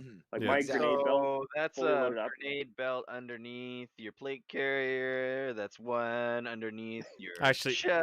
So don't forget another one going around there. So in terms of weight, like we're talking about weight now. In military use, how much do you actually carry in a combat effective load? And on top of that, how much do they weigh? On top of your weapon system, your FFO. So your standard battle rattle or like battle loadout is going to weigh anywhere from 35 to 50 pounds, depending on how much ammunition you're carrying with you. And this is just as a rifleman. This isn't with any of the other shit. You pick up a 203. I don't know how many grenades you carry on you, but I'm going to go ahead and assume you're going to carry anywhere from 10 to 12, at least minimum. And then, like, for me, like, I found grenades, at least like a full grenade belt weighs as much as a rifle system. And in airsoft, you're not disposing of those grenades. You're bringing them back with you. So, Sucks to suck. Yeah, exactly. You better have one nice dump pouch, you know, like. So you're bringing the weight back home, and I mean, the thing that I always found was, at least for me, like I had to move just as fast as the lightest guy because you're running a weapon system you need to be online with. It's the same thing with machine gunners. Like you're gonna carry something that weighs like a metric shit ton, and you're not gonna be happy about it. And you need to be able to move with the other dudes, and it sucks. Yeah. So any dedicated role in airsoft, and you're gonna get very niche to it, get ready to hump something because you're probably going to be carrying more of something else than something direct. You know what I mean? And there we go. We I don't know what it is for the CAF side of it, but at least we had Director Armistead down there. I know he's got his USMC background. Battle rattle, 15 rounds. Yeah, that 15 rounds of 203. Like, okay, yep. No, that sounds about right, dude. Yep. And they're not all HE. Like I guarantee you're gonna have a mixture of rounds. Like in the real world, you're gonna have smokes HE, as well. smoke, starlight, right? You're gonna have different rounds for different purposes depending on the mission designation or how much you need or what it is specifically you're doing. So in terms of airsoft, if you want to apply that same sort of principle, have a lot of rounds in your toolbox, and they shouldn't all be the same. They should all vary in what they can do. So I carry a plethora of different things, and then hypothetically, going down to MSW, I'll be carrying the AI rounds as much as I would be carrying the tag rounds too, because they have their purposes and they have their uses. If you're smart to see that and to use it to that effect, you're broadening the range of what you're capable of doing. So you're not sort of narrowed to one specific thing only. Yeah, I made that mistake back in the day of only carrying like Moscard shells, and they all had 120 BBs. And then I realized I could launch smoke grenades. I was like, oh, this is kind of cool. So I actually painted half the body as like dark green on the so you know which ones that are empty. Yeah, which ones are specifically for smoke, and then which ones are for BBs, and that's how I do it. Nice. So there you go. There you go. 2 smokes, 3H. 2 smokes, 3 HE, 10 rock pounders. 10 rock pounders. Yeah. Yeah, those ones are just, oh god, that's cool. Yeah. Yeah, but again, like grenadier work, right? Like, in terms of airsoft, it's feasible. It is feasible as long as you guys gotta read what Air Max just wrote. Shower, wait, sounds like a strip joint. Oh my god. I don't know what strip joints you go to, but man, like if it sounds like a Moscard shell, there's a problem. We got some different problems, man. Oh my god. Yeah, so Grenadier has its own uses in airsoft. It's really up to the team and how you utilize it. So you got to work with the team basically. Once. Yeah, but you as a Grenadier too, you should also be mindful of what you're doing, and you should invest into the types of shells that you know are going to be of good effect. And that's a big part too. All right. I guess we've gone over just airsoft uses in general, but what do you guys see in the future in terms of airsoft grenades, or the grenade launchers in general, not grenades? Okay. Boy, I think the real question here, is airsoft grenade launchers, are they worth the hype? Are they? I would say they are. I'm voting yes. If you're not poor. Yeah. And then it's like, I know as far as cost effectiveness, don't get into this area, because if you don't want to spend too much money, I mean, if you already are. It was bad. You thought your AG was expensive? Yo, hey, how can I upgrade try my getting launcher? Try getting into different ammunitions for wait till you guys decide to talk about machine guns, because I can go on for days of how expensive that one gets. I don't even want to get into it because mine's still broken. I like how far are we into it? Like $2,000? I like what Ironclaw said there. Airsoft is pay to win game. Yeah, it is. It is. It It is. is. It It is. really is. Agreed. Pay to Yeah. play. Agreed. It doesn't make you good. I want Yep. people to know There you that. go. Just Yeah, because you yeah. have good stuff does not mean you are a good player. This is true. I see people Matt, with Gucci gear yeah. and they are absolutely like. Clear soft springers for the win. There's a Yeah, guy so with a Clearsoft AK and he has been killing it. I just want to yeah. shout that guy out seriously because the No, fact he's that he actually just he actually does slapped well. an Yeah, 11-1 in there. I just slapped it in there. All right. yeah. What? But Max 100% right on this, and I think I said it on one of the other podcasts. You can have the Gucciest and the coolest of kit, but you can still suck.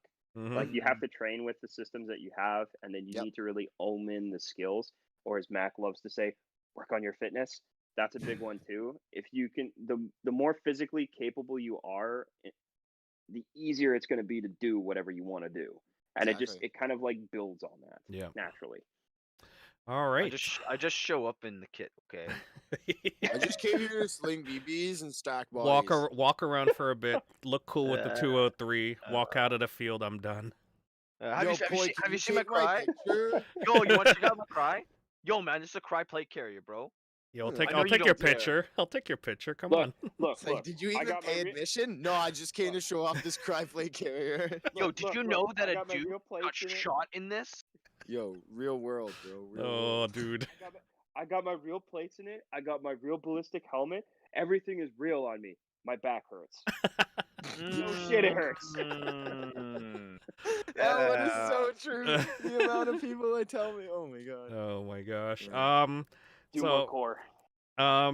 as far as future wise, what do you guys think moving forward? To like, what do you want to see in this sort of a topic that we Ooh, because More mainstream use. I want it to yeah. be more widely accepted. More people understanding of the system, so that they're not fearful of it. So that people just ban it Mhm. outright because they don't like it or they don't want to understand it, or they're like, oh, this person totally got an advantage on everyone because they have it. Not gonna Yeah. allow it. So Just to make a comment on tax point to complement it. There is way too much of that shit going on in airsoft right now. There's too many people getting afraid of new things coming out because it looks scary or it seems dangerous when reality is it isn't. At the end of the day, we're shooting at each other with something. If you're not willing to get shot by something or to have something that's been sort of new and creative and sort of adding more to the game taken away because it scares you, you're not actually helping airsoft. You're making it harder for airsoft to progress and you're making it harder for people to kind of grow in it too. So I'm all for change, especially when you're talking about moving forward, and I love new Mm. products coming out. There's a lot of viability out there, and don't get me wrong, sure, there are some that may be questionable, but most companies that develop products for airsoft, they're safe to use, and they do think about it too. Like there's a lot of math that goes into what you're doing and what's coming out, you know. all for that immersion in war games.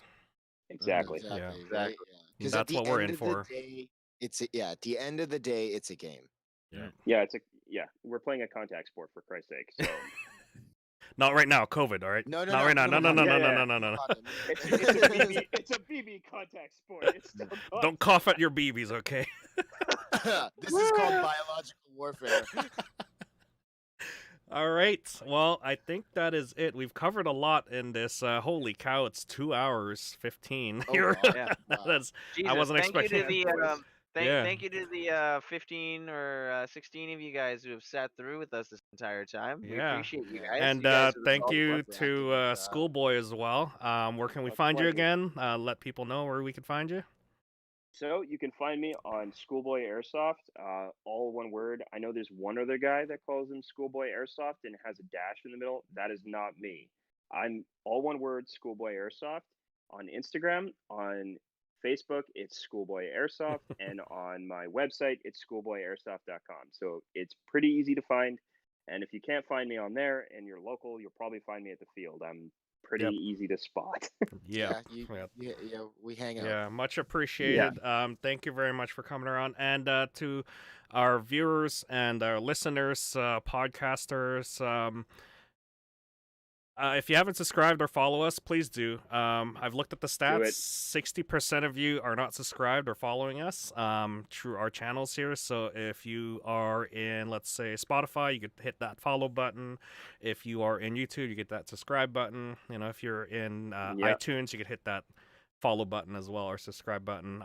Yeah, we're here Well, to give you some pretty good information on topics, and we would like to share with more people. So if you could share it out with more of your friends and stuff, or your airsoft buddies, Exactly. great. Yeah, it's been a great topic here again. Thank you. Yep. Real deep David, dive, yeah, real deep dive. It's a pleasure. If you guys love these deep dives, let us know down below as well. You can let us know at the field. We love to go into these deep dives. We said we promised we'd get into these things. It is 2 hours long, as you can see. Wish we could go further, but some of us have lives to deal with. Other than that, if you want us, we don't have lives. if you want Yeah. us to, I'm gonna see you all tomorrow. What are we talking about? Like, if you want us to go into more deeper dives, let us know. We'll get into that. But other than that, this is Poi. We got Mac up there. hey guys, thanks again for following us on another episode of Down the Rabbit Hole. And we got Tack down here. Thanks for joining us for episode 33, guys. And we got David down at the corner. Pleasure being on board. Make sure to smash that like button, share, and subscribe. There you Give it a go. thumbs up. And if you guys can push Schoolboy into making his own YouTube channel, that'll be great. I'm working on it. He's like, oh, I already do so much work. He's like, oh. All right, I want guys. more. All right, All right. we'll see you Thanks guys again, later. guys. Take care, Have a great Goodbye. night.